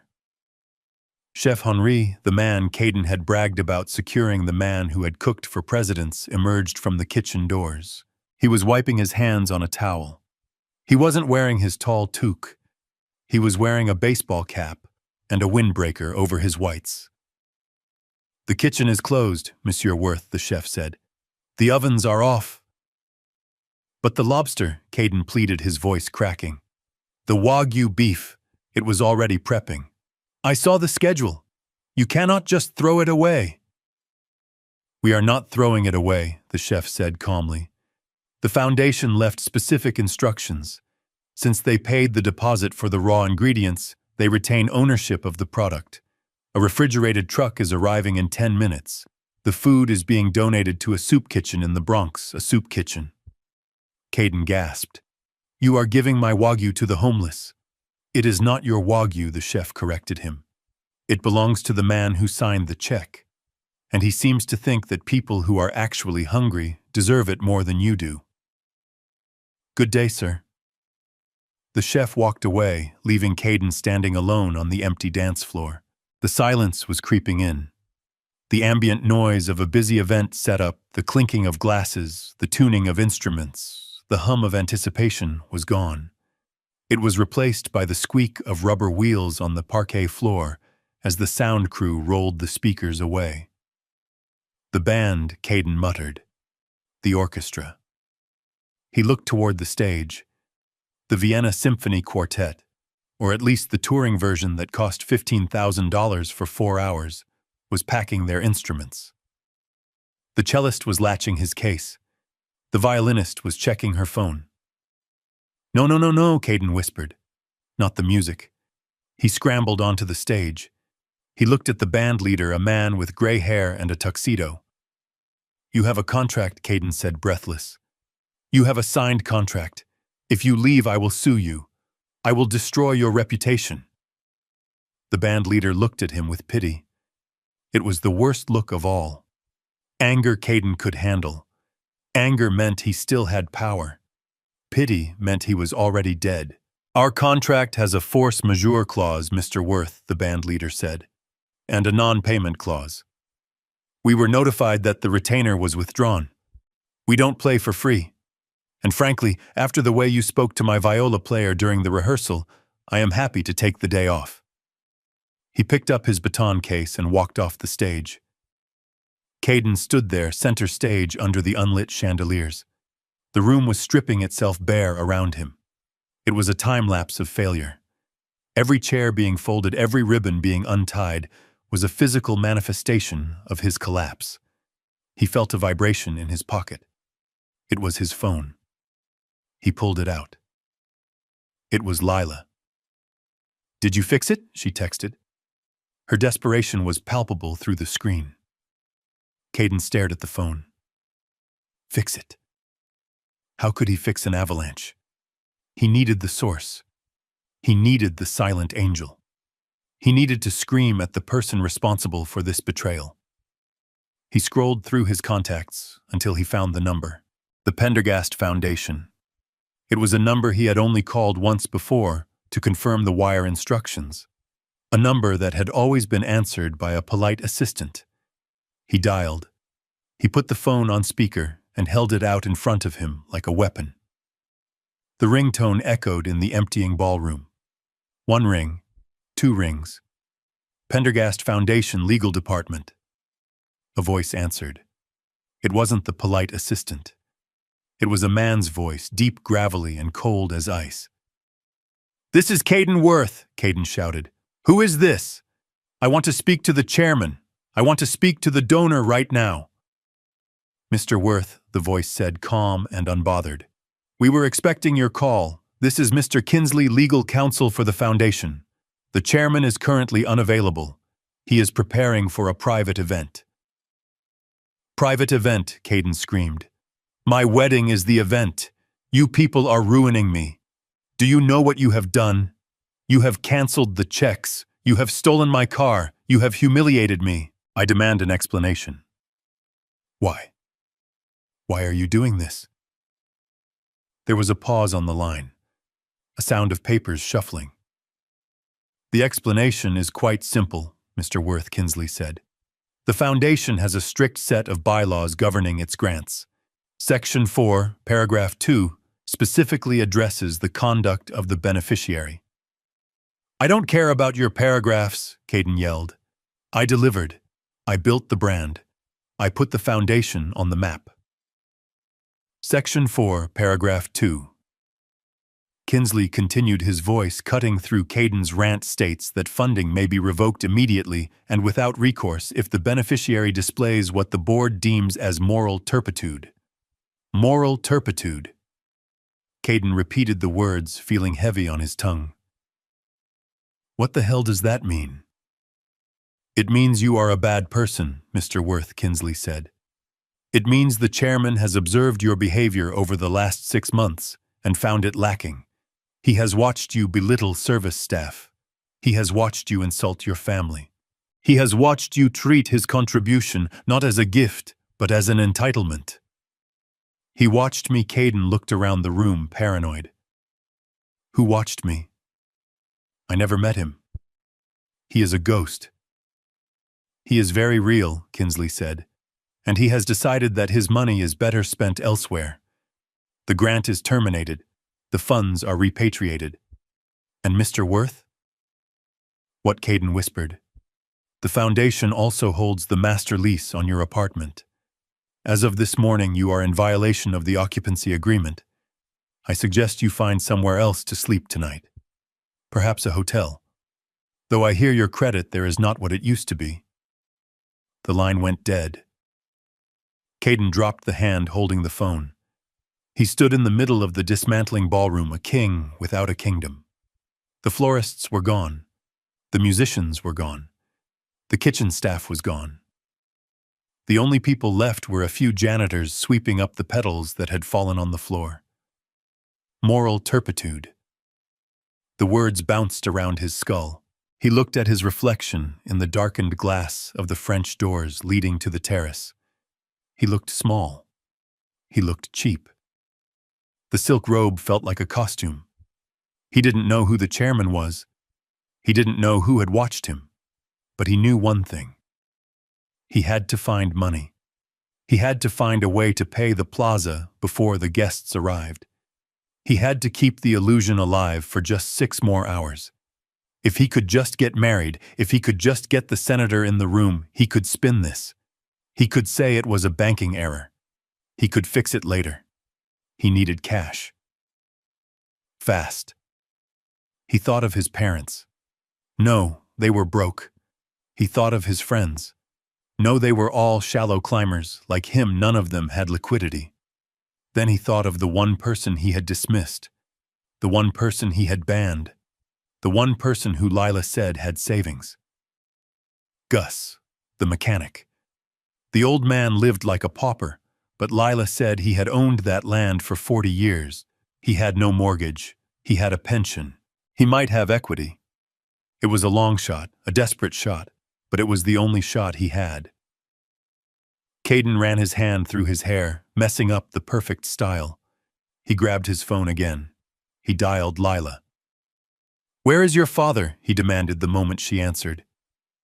He is at home, I think." Lila sniffled. "Why?" "We are going to see him," Caden said, marching toward the exit of the ballroom, his bare feet slapping against the wood. "Get dressed. We are going to Queens." But Caden, Lila cried. "The guests, the wedding." "Screw the wedding," Caden shouted. "We are going to get the money. We are going to get it from the only person stupid enough to give it to us.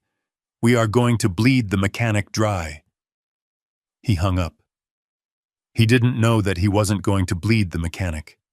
He didn't know that he was driving straight into the lion's den. He didn't know that the man he called a mechanic was currently icing down a keg of beer for the very senator Caden was trying to impress. Caden Worth ran out of the ballroom, leaving the ruins of his fantasy behind. He was going to Queens. He was going to demand what he thought he deserved. And he had absolutely no idea that he was about to walk into the biggest surprise of his life. The dominoes had fallen. Now it was time for the crash. Caden Worth did not make it to the street immediately. He was sprinting through the lobby of the plaza, blinded by panic, when he nearly collided with a bellhop cart, piled high with Louis Vuitton luggage. Standing next to the cart, looking confused and slightly annoyed, were his parents Preston and Victoria Worth. They were dressed for a wedding that was no longer happening. Victoria was wearing a pale pink dress and a hat that looked like a flying saucer. Preston was adjusting his cummerbund, his face flushed from the exertion of existing. They were Caden's last hope. They were the safety net he had never used, because he wanted to prove he could fly on his own. But now that he was falling, he reached for them with desperate hands. "Dad," Caden gasped, grabbing Preston's lapels. "Mom, you have to help me."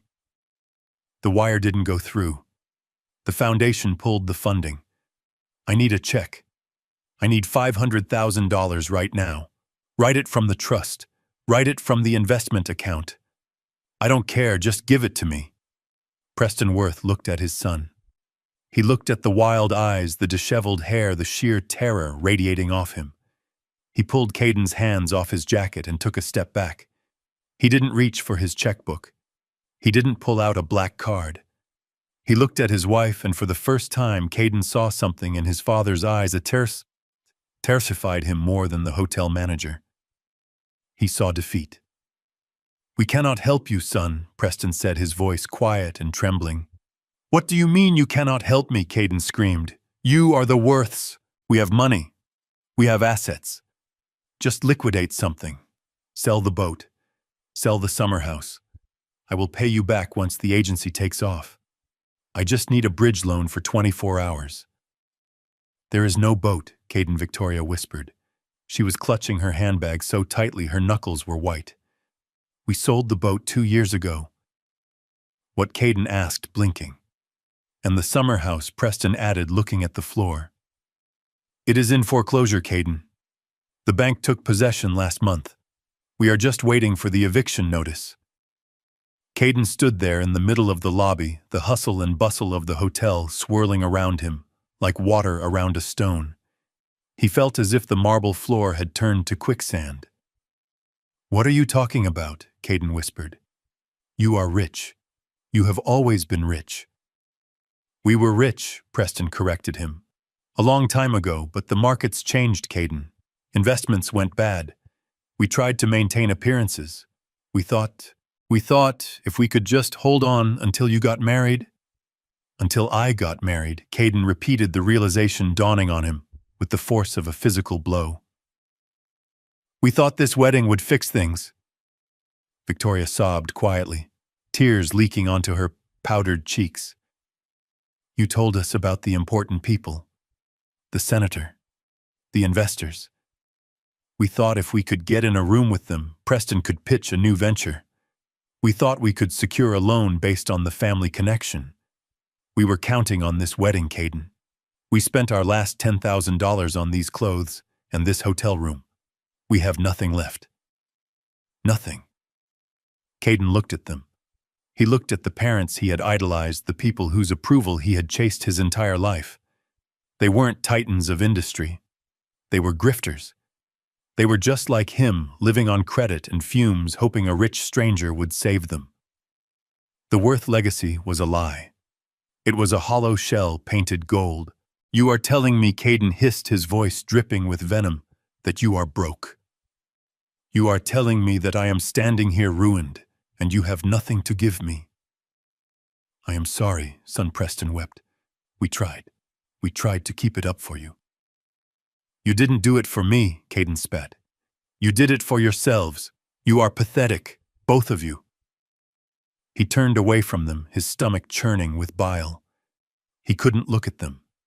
He couldn't look at the reflection of his own failure. He pushed past them, ignoring his mother's cries, and ran toward the revolving doors. He had one card left to play, one person who actually had money: the mechanic. Lila was standing at the top of the grand staircase, watching the scene unfold below. She had heard everything. She had heard her fiancé beg. She had heard his parents confess to being frauds. She had heard the sound of her future shattering into a million jagged pieces. She stood there in her white dress, a princess in a castle that was being repossessed. She felt a cold numbness spreading through her limbs. She had traded her father for this. She had traded the man who worked 18 hours a day to pay for her braces for a family of con artists who viewed her wedding as a networking event. She needed her dad. She needed him to tell her it was going to be okay. She needed him to fix it the way he used to fix her bike chains and her broken toys. She pulled her phone from her pocket. Her fingers were slippery with sweat. She dialed his number. "Please answer," she whispered. "Please, Daddy, pick up." It rang. 1 ring, 2 rings, 3 rings. Then it clicked. But it wasn't his voice. It was the voicemail. "You have reached Gus Pendergast," the automated voice said.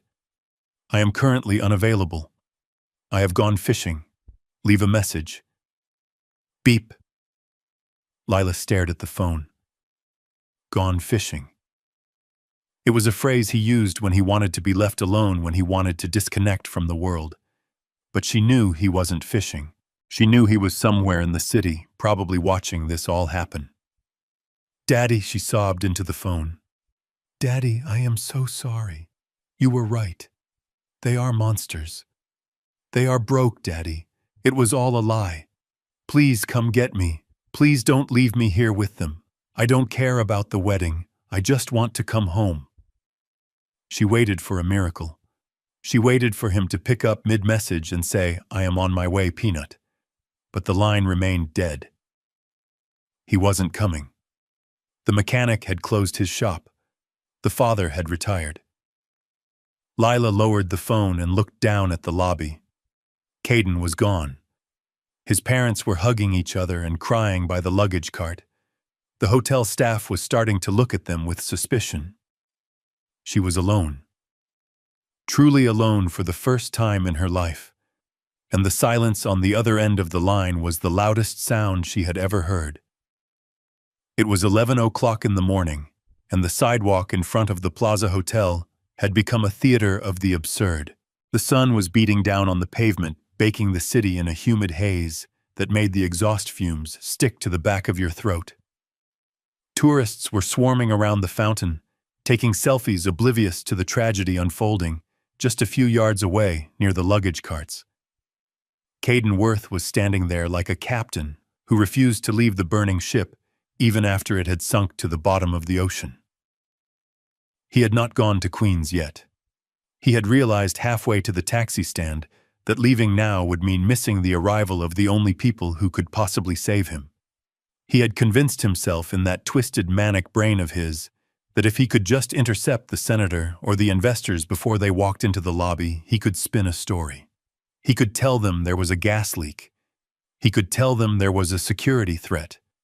He could tell them anything as long as it kept them from finding out that he was penniless. He looked terrible. The midnight blue tuxedo was wrinkled and stained with sweat. His tie was gone, lost somewhere between the ballroom and the street. He was pacing back and forth in front of the revolving doors, ignoring the doormen who were watching him with open hostility. His parents, Preston and Victoria, were sitting on a bench nearby, clutching their Louis Vuitton bags, looking like two statues of despair that had been toppled by vandals. They weren't speaking. They weren't even looking at each other. They were just waiting for the end of the world. But Caden was still fighting. He was checking his watch every 30 seconds. He was smoothing his hair down with spit. He was practicing his smile in the reflection of the hotel windows, a rictus of confidence that looked more like a grimace of pain. He muttered to himself, rehearsing the lie. "Minor technical difficulty, Senator. We are moving the reception to a private club. Follow me." And then it happened. The traffic on Fifth Avenue seemed to part like the Red Sea. A hush fell over the crowd of tourists. Turning the corner onto the hotel drive was a convoy of vehicles that screamed power. It wasn't just one limousine. It was a fleet. 3 blacked-out Cadillac Escalades with government plates led the way, followed by a silver Bentley and a vintage Rolls-Royce Phantom. It was a motorcade fit for a head of state or a titan of industry. Caden stopped pacing. He stared at the cars, his eyes widening until they were white saucers in his flushed face. He let out a breath, a sound that was half sob and half laugh. "They came," he whispered. "They actually came." He straightened his spine. He buttoned his jacket, attempting to hide the sweat stains on his shirt. He turned to his parents, who hadn't moved. "Get up," Caden hissed, kicking his father's shoe. "Get up right now. It is the senator. It is the investors. Do you see that?" They didn't cancel. They know who I am. They know the Worth name means something. Stand up and look rich, for God's sake. Preston Worth looked up, his eyes hollow, but he stood. He was a man trained to perform, and he fell into line out of habit. Victoria stood too, dabbing her eyes with a handkerchief and putting on a pair of oversized sunglasses to hide the ruin of her makeup. The convoy rolled to a stop directly in front of the hotel entrance. The black SUVs idled their engines, creating a low rumble that vibrated in the soles of Caden's shoes. The tint on the windows was so dark you couldn't see inside, but Caden didn't need to see. He knew who was in there. He knew that behind that glass lay his salvation. He knew that if he could just shake the senator's hand, if he could just get Arthur Galloway to laugh at a joke, the nightmare of the morning would dissolve. He could borrow money. He could get a bridge loan. He could leverage the connection. He ran forward. He didn't walk. He didn't saunter. He ran, pushing a bellhop out of the way. He approached the lead SUV, his arms spread wide in a gesture of welcoming benevolence, as if he were the lord of the manor, greeting weary travelers. Senator Caden shouted, his voice cracking with relief. "Mr. Galloway, welcome. Welcome to the main event." The door of the first SUV opened. A security detail stepped out, first a man with a thick neck and sunglasses, who looked at Caden the way a boot looks at a bug. He held up a hand, stopping Caden 3 feet from the vehicle. "Step back, sir," the guard said. Caden laughed nervously. "It is okay. I am the groom. I am Caden Worth. They are here for me. Tell them Caden is here." The guard didn't move. He didn't even blink. He simply held his position, creating a wall between Caden and the door. From the second vehicle, the silver Bentley Arthur Galloway emerged. The CEO of Metro Bank looked impeccable in a charcoal suit, his silver hair catching the sunlight. He stepped onto the curb and adjusted his cufflinks. He didn't look at the hotel. He didn't look at the tourists. He looked straight ahead, scanning the area with the intensity of a hawk searching for prey. Arthur Caden yelled, waving his hand over the guard's shoulder. "Arthur, over here." "It is me, Caden.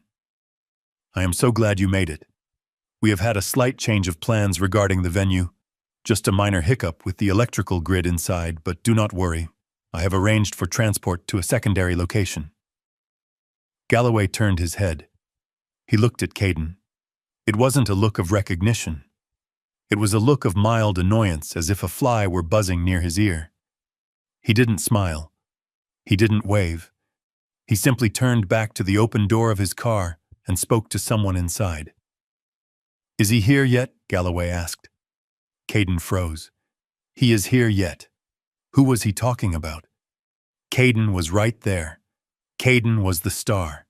Caden was the brand. From the third car, the vintage Rolls-Royce Senator Miller stepped out. He was holding a bottle of scotch in one hand and a cigar in the other. He looked like he was ready for a party, but not a wedding. He looked like he was ready for a backroom deal. Senator Caden screamed, desperate now, fighting against the invisible barrier of indifference that separated them. "Senator Miller, please. It is Caden Worth. We met at the fundraiser. This Pendergast Foundation invited you. I am the beneficiary." Senator Miller looked at Caden. He took a drag from his cigar and blew the smoke into the humid air. "I know who you are, son," the senator said, his voice carrying over the noise of the street. "You are the boy who thinks he can spend other people's money without saying thank you." Caden recoiled as if slapped. What? No, Senator, there has been a misunderstanding. The Foundation made a clerical error. The funds are secure. I just need a moment of your time to explain the synergy we can create. I am not here for synergy, the Senator said, turning his back on Caden, and I am certainly not here for you. I am here for the barbecue. Barbecue, Caden whispered. What barbecue? Suddenly the sound of a heavy engine drowned out the city noise. It wasn't the purr of a luxury sedan. It was a roar, a chugging mechanical belch that sounded like a tractor trailer dying. Caden turned his head. The VIPs turned their heads. Even the tourists stopped taking pictures to look. Turning the corner onto the hotel drive, coming up behind the line of pristine limousines, was a truck. It was a 1998 Ford F-150.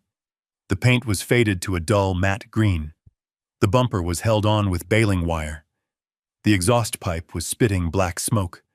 The bed of the truck was filled with bags of charcoal and a large metal cooler secured with bungee cords. It was the ugliest thing Caden had ever seen. And it was driving straight toward the most powerful men in New York. Caden let out a high-pitched laugh of disbelief. "Oh my God," he said. "Security, get that thing out of here. It is the mechanic. It is my father-in-law. He is trying to ruin everything."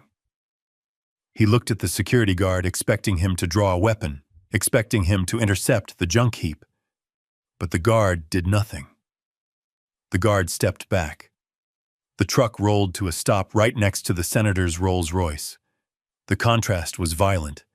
It was a collision of worlds. The engine cut out with a final shuddering wheeze. The driver's side door creaked open. Gus Pendergast stepped out. Caden waited for the humiliation. He waited for the senator to laugh. He waited for Galloway to call the police. He waited for the world to see the grease-stained embarrassment that had plagued his life for 6 months. But Gus wasn't wearing his Carhartt jacket. He wasn't wearing his work boots. Gus Pendergast was wearing a suit. And it wasn't just any suit. It was a bespoke Italian-cut navy blue wool that fit his broad shoulders like armor. He wore a crisp white shirt with a collar that looked sharp enough to cut glass. On his feet were polished leather Oxfords that shone like mirrors. He didn't look like a mechanic. He looked like a king who had just returned from a war he won. He adjusted his cuffs and walked around the front of the truck. He didn't look at Caden. He didn't look at the hotel manager who was peering out from the glass doors. He walked straight up to Senator Miller. "John," Gus said, extending a hand. "Sorry, I am late. Had to pick up the ice." The senator grinned a genuine wide smile. "Gus, you old son of a gun. You clean up nice. Is the brisket in the back?" "It is marinating," Gus said. Arthur Galloway stepped forward, bypassing Caden entirely to shake Gus's hand. "Gus, good to see you. I saw the latest quarterly reports for the tunnel project. Impressive numbers. We need to talk about the interest rates on the new bonds." "We will talk after the beer," Arthur Gus said, clapping the banker on the shoulder. Caden stood there, his mouth hanging open. His brain short-circuiting. He looked from the truck to the suit to the senator, shaking the mechanic's hand. The pieces of the puzzle were floating in front of him, but he couldn't make them fit. Gus, Caden stammered, stepping forward, his voice trembling. "Gus, what are you doing? Why are you wearing that? Why do you know the senator?" Gus turned slowly. He looked at Caden. He didn't look at him with anger. He looked at him with the mild curiosity one might have for a bug that had just splattered against a windshield. "Hello, Caden," Gus said. "I see you are still here. I thought security would have removed the trash by now." "Trash," Caden whispered. "I am the groom. These people are here for me." Gus laughed. It was a dry sound like gravel crunching. "They were never here for you, Caden. They were here for the foundation. And since I am the foundation, they are here for me." The world tilted on its axis. Caden grabbed the side of the truck to steady himself. You, Caden gasped. You are the silent angel. I am the loud mechanic, Gus corrected him. And you are uninvited. Now if you will excuse me, I have a party to host, and unlike yours, mine is paid for. Gus turned back to the senator. Shall we, gentlemen? My garage is this way. He opened the passenger door of his truck. The senator didn't hesitate. The man who flew in private jets climbed into the cab of the rusted Ford, moving a stack of newspapers off the seat. Shotgun, the senator yelled. Gus got back in the driver's seat. He turned the key.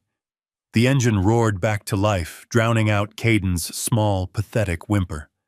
The truck pulled away, the limousines falling into formation, behind it like a royal procession following a tank.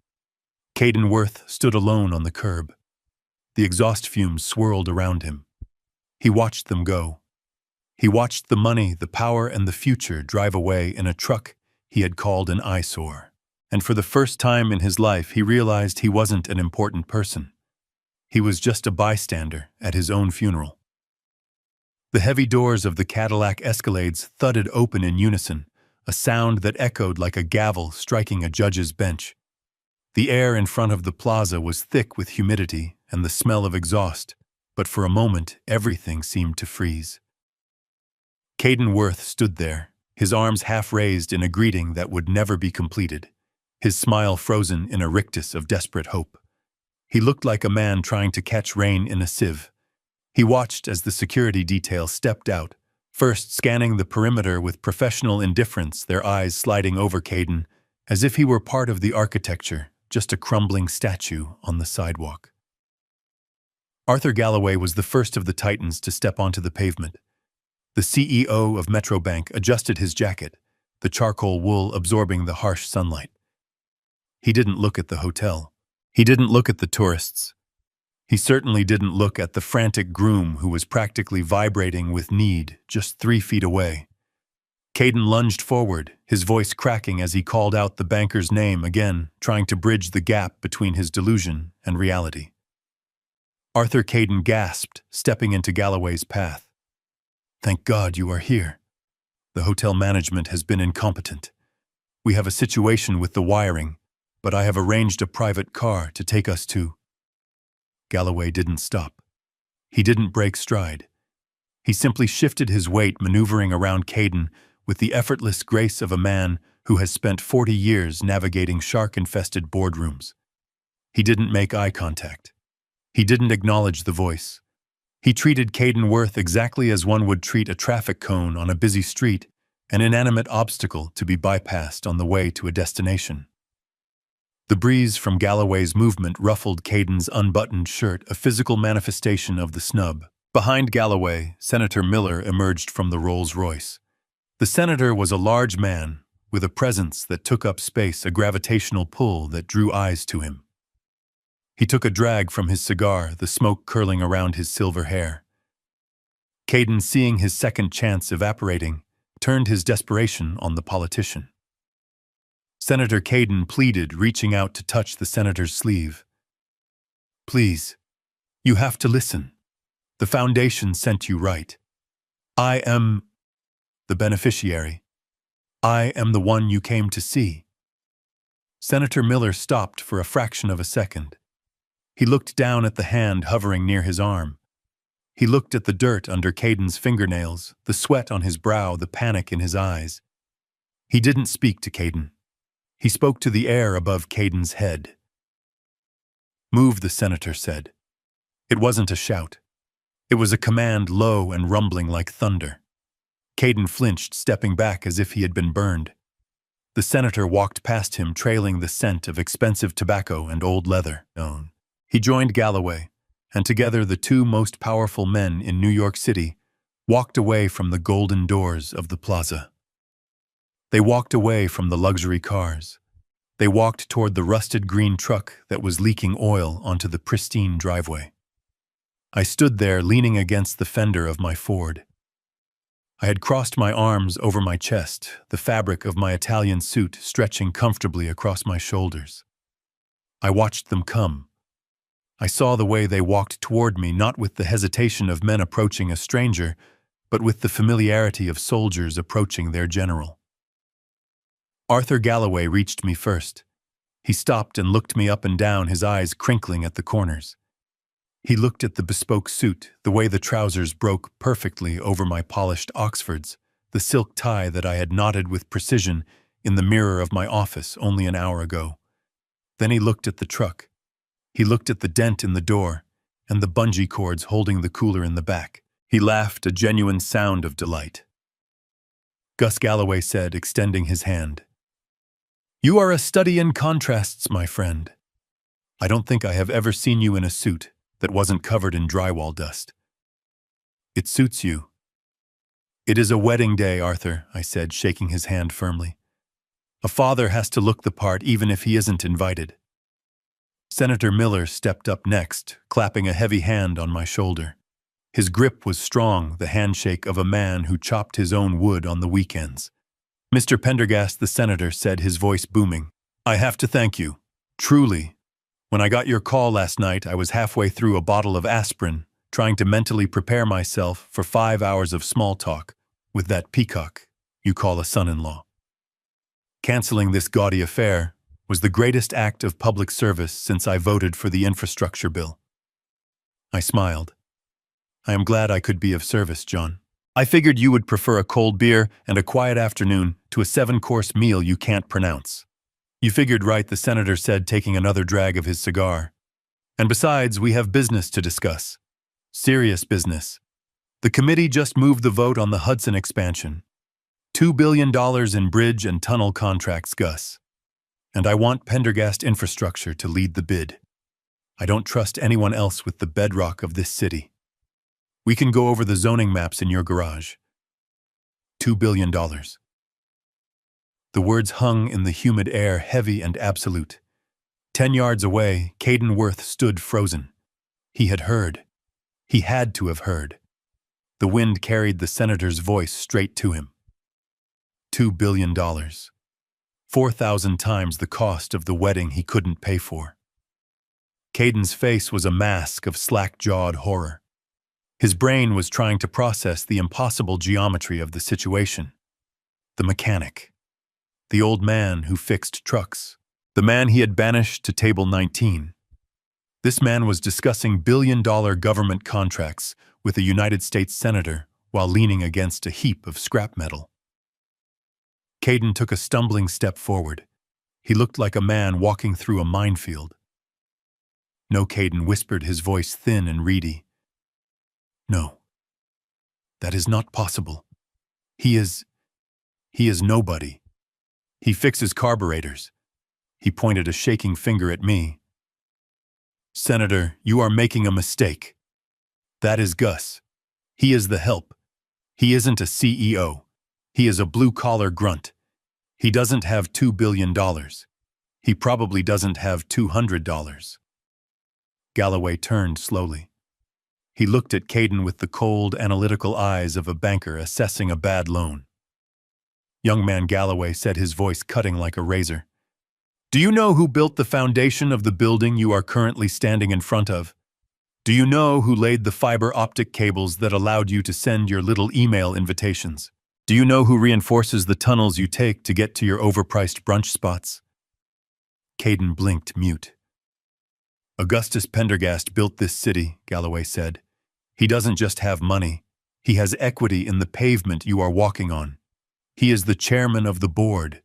And you are just a noise complaint waiting to happen." Caden reeled back, clutching his chest as if he were having a heart attack. The reality was too big. It was too heavy. It crushed his small, fragile ego into dust. I looked past Caden toward the hotel entrance. Lila was standing at the top of the stairs. She had come down from the suite drawn by the commotion. She was still wearing her white dress, but it looked gray in the harsh light of day. She was clutching her phone in one hand and the railing in the other. She was looking at me. Our eyes met. For 28 years, she had looked at me with love, then with pity, then with shame. She had looked at my hands and seen dirt. She had looked at my clothes and seen failure. But now, for the first time, she saw me. She saw the suit. She saw the senator deferring to me. She saw the banker respecting me. And she saw the truck. She realized in that moment that the truck wasn't a sign of poverty. It was a choice. It was a symbol of a man who didn't need to prove anything to anyone. A man who was so comfortable in his power that he could drive a wreck to a palace and still be the king. I saw the realization wash over her face. I saw her knees buckle slightly. She looked at Caden, the man she had chosen, the man she had defended, the man she had allowed to humiliate me. She saw him for what he was, a small, frightened boy in a rented suit screaming at the sky. And then she looked back at me. Her mouth formed the word, Dad. It was a silent plea. A beg. She wanted me to fix it. She wanted me to wave my hand and make the nightmare stop. She wanted to come down those stairs and get in the truck and go home to the safety of the cabin. But I didn't wave. I didn't smile. I looked at her with the same calm detachment I used when I inspected a cracked foundation. I had loved her enough to let her go, and now I loved her enough to let her fall. She needed to hit the bottom. She needed to feel, the impact. Only then could she rebuild. I turned my back on her. I turned back to the men who respected me. John Arthur, I said, gesturing to the open cab of the truck. The cooler is in the back. The brisket is on the smoker. Let's get out of here. The air quality in this part of town is getting a little toxic. Senator Miller laughed and climbed into the passenger seat, shouting shotgun like a teenager. Galloway climbed into the back, squeezing in next to the cooler. I walked around to the driver's side. Before I got in, Caden lunged. He ran toward me, grabbing the door handle, his eyes wild. "Gus, wait!" Caden screamed. "Wait, we can talk. I can explain. The silent angel thing. It was just a marketing strategy. I was protecting your privacy. I did it for you, Gus. We are partners, right? We are family. $2 billion, Gus. Think of what my agency could do with that account. I can rebrand you. I can make you famous." I looked at his hand on my door. I looked at his desperate, sweating face. "Remove your hand, Caden," I said softly, "or I will remove it for you." He let go instantly, backing away, his hands in the air. "You are fired, Caden," I said. "Fired," Caden blinked. "I don't work for you. I have my own agency." "I bought your agency this morning," I said. "It was a subsidiary of a holding company I acquired last week. I just didn't get around to looking at the personnel files until an hour ago. Your agency is being dissolved. Your non-compete clause is effective immediately. You are unemployed, Caden, and you owe the plaza $50,000 in cancellation fees." I climbed into the truck and slammed the door. The sound was final, like a coffin lid closing. I turned the key. The engine roared, a beautiful, ugly sound that drowned out his screams. I shifted into gear and pulled away, leaving Caden Worth standing in the exhaust fumes, leaving my daughter crying on the steps, leaving the world of important people behind in the dust. I had a barbecue to get to, and for the first time in 6 months, I was actually hungry. The brisket was smoking on the grill, and the smell of hickory and roasting meat filled the air around my garage. Senator Miller was sitting on a stack of tires, holding a cold beer in one hand and laughing at a story Arthur Galloway was telling about the Federal Reserve. The atmosphere was light. It was the kind of honest, easy camaraderie that you cannot buy with a black-tie dinner. I was flipping the meat when I heard the crunch of gravel. I did not have to look up to know who it was. The vultures always circle back to the carcass, hoping there is still a scrap of meat left on the bone.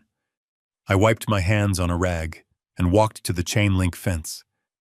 A yellow taxi had pulled up to the gate. It looked small and sad against the backdrop of my heavy machinery. The back door opened and Lila stepped out. She was still wearing her wedding dress, but the hem was gray with street dust and the bodice was stained with tears. Caden climbed out the other side. He had lost his jacket. He looked like a man who had been mugged by reality. They walked toward the gate, but they did not open it. They stood there, gripping the wire mesh like prisoners looking out at freedom. I walked over to him. I did not open the gate. I stood on my side on the property I owned on the concrete I poured, and I looked at them. I did not feel anger anymore. I just felt a deep, hollow fatigue. Daddy Lila whispered, her voice cracking. "Please let us in. We have nowhere to go." Caden's parents left. They took the luggage. "We don't have our apartment. We don't have a car. Please, Daddy. I am your daughter." I looked at her. I saw the little girl who used to scrape her knees running in this very yard. But I also saw the woman who had sat in silence while her fiancé called me trash. I saw the woman who had chosen a seating chart over her own flesh and blood. "I cannot let you in, Lila." I said, my voice soft but unyielding. "This is a private event, for important people only, and I am afraid you do not make the list." "Dad, stop!" Caden pleaded, pushing up against the fence beside her. "I get it, okay? You made your point. You are powerful. You are the man. You win. Now open the gate. We need to figure out our next move. I need to call my lawyers. I need to fix this agency mess. We are partners, Gus. We are family." I reached into the pocket of my jeans. I pulled out a folded piece of paper. It wasn't a check. It was an invoice printed on the letterhead of the Plaza Hotel, which Kinsley had handed me before we left the war room. I unfolded it and slid it through the diamond-shaped gap in the fence. "I am not your partner, Caden," I said. "And we are not family. Family protects each other. You tried to erase me." Caden took the paper. His hands were shaking so bad, he almost dropped it. He stared at the numbers. $50,000, he choked out. "What is this?" "Cancellation fees," I said. "The foundation covered the deposit, but the contract stipulates that any fees incurred from a same-day cancellation due to breach of conduct are the sole responsibility of the signing party. That is you, Caden. You signed the venue agreement. You owe the Plaza $50,000, and I suggest you pay it. They have very aggressive lawyers." Caden crumpled the paper, his face turning purple. "I don't have $50,000. You know I don't. You took everything." "I took back what was mine," I corrected him. "You have your talent, don't you? You have your brand. You have your charisma. Surely a man of your genius can raise $50,000. Maybe you can lease a solution." Lila dropped to her knees in the dirt. The white dress billowed around her like a dying flower. She grabbed the chain-link fence, her fingers curling around the cold metal. "Daddy, please," she sobbed, loud, ugly sobs that shook her shoulders. "I am sorry. I am so sorry. I was stupid. I was weak. I just wanted to someone. I just wanted to fit in. He told me this was how the world worked. He told me I had to choose. I chose wrong, Daddy. Please, help me. Fix it. Just pay the bill. I will work for you. I will do anything. Just make it stop." I looked down at her. It would have been so easy to open the gate. It would have been so easy to write one more check to smooth it over to let her come back into the warmth. But I knew that if I did that, I would be robbing her. I would be robbing her of the lesson. I would be robbing her of the chance to actually grow up. I crouched down so I was eye level with her through the fence. "Lila," I said gently, "you wanted to be an important person. You told me that yourself. You wanted the status. You wanted the photos." She nodded blindly, tears streaming down her face. "Well, Peanut," I said, using her childhood nickname for the last time. "This is the part they don't tell you in the magazines. Being an important person isn't about the champagne or the parties. It is about carrying the weight. It is about cleaning up your own messes. Important people take responsibility. They don't call their daddy when the bill comes. But I can't, she whispered. I can't do it alone. Then you better learn fast, I said, standing up. Because you are alone, Lila. You married a fraud and you alienated your father. You are standing in the dirt in a ruined dress with a debt you cannot pay. That is your reality. Own it. I turned away from the fence. Daddy, wait, Lila screamed. Where are you going? I am going back to my guests, I said over my shoulder. The senator likes his brisket rare. I walked back toward the grill, the sound of her crying fading behind me. I didn't look back. I picked up my tongs. I flipped the meat. The senator raised his beer in a toast. I raised mine back. The sun was high and hot. The air smelled of smoke and freedom. I had lost a daughter, but I had regained my dignity. And as I took a drink of the cold, cheap beer, I knew that for the first time in a long time I was exactly where I belonged. The barbecue did not last all night. Men like Senator Miller and Arthur Galloway do not linger once the deal is done and the alliance is cemented. After an hour of eating brisket off paper plates and mapping out the future of the eastern seaboard on napkins, the senator checked his watch. He did not ask for a town car. He did not call his driver. He looked at me and jerked his thumb toward the horizon, where the sun was beginning its long descent over the Manhattan skyline. Drive us back to the city, Gus, the senator said. I want to see the bridge from the lower deck. I want to see what we are buying. We piled back into the Ford. The suspension creaked, but held. I started the engine, and the vibration felt different this time. It didn't feel like an old machine struggling to work. It felt like a heartbeat. It felt like power. I shifted into drive and rolled toward the gate. Earl, my head of security, had already stepped out of the guard booth. He was a man of few words and efficient action. He had opened the heavy chain-link gate, but he hadn't moved out of the way. He was standing over Caden Worth, who was sitting in the gravel, his head in his hands, defeated. Earl's hand was resting lightly on his holster, a silent warning that the time for screaming was over. As the truck rolled past, Caden looked up. His face was streaked with dirt and tears. He looked at the senator in the passenger seat. He looked at the banker in the back. He looked at me. He didn't say a word. He didn't have any words left. He just watched the life he thought he deserved roll by him in a cloud of diesel smoke. Lila was standing a few feet away. The wind was whipping the layers of her ruined wedding dress around her legs. She looked small. She looked like a ghost haunting a construction site. She wasn't crying anymore. She was just staring at the open road, staring at the space where I used to be. I didn't stop. I didn't tap the brakes. I looked at her one last time in the side mirror. I saw my daughter standing alone in the dust, a bride without a groom, a princess without a castle. I saw the image of her standing in the empty ballroom of the plaza, mirrored in the desolation of the construction yard. She had wanted a fairy tale ending. She got a reality check.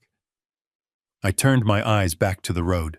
The sun was setting, painting the sky in brilliant streaks of violet and gold. The city was waiting. The work was waiting. You know, Gus, the senator said, leaning his arm out the open window, his voice fighting the wind. You really should upgrade this truck. I smiled. It was a genuine smile, a smile that reached my eyes and settled in my chest.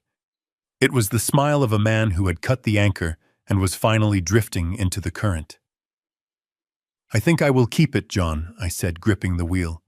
It reminds me of where I came from. And it reminds me that you can't judge an engine by the rust on the hood.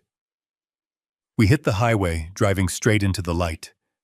The beer was cold. The deal was done. And I was finally free. I learned a long time ago that you can lease a Bentley, but you cannot finance character. Caden and my daughter spent their lives chasing the appearance of wealth, forgetting that true power is often quiet. It builds foundations while others just decorate the penthouse. They wanted to be important people, but they failed to understand that importance isn't determined by a guest list or a zip code. It is defined by how you treat the man holding the shovel. Today, I lost a daughter, and that silence in my heart is heavy. But I regained my self-respect. And sometimes, walking away is the only way to teach a child how to finally stand on their own 2 feet. If you believe respect is earned and not bought, hit that like button and subscribe for more stories from the garage. And tell me in the comments, would you have opened the gate for them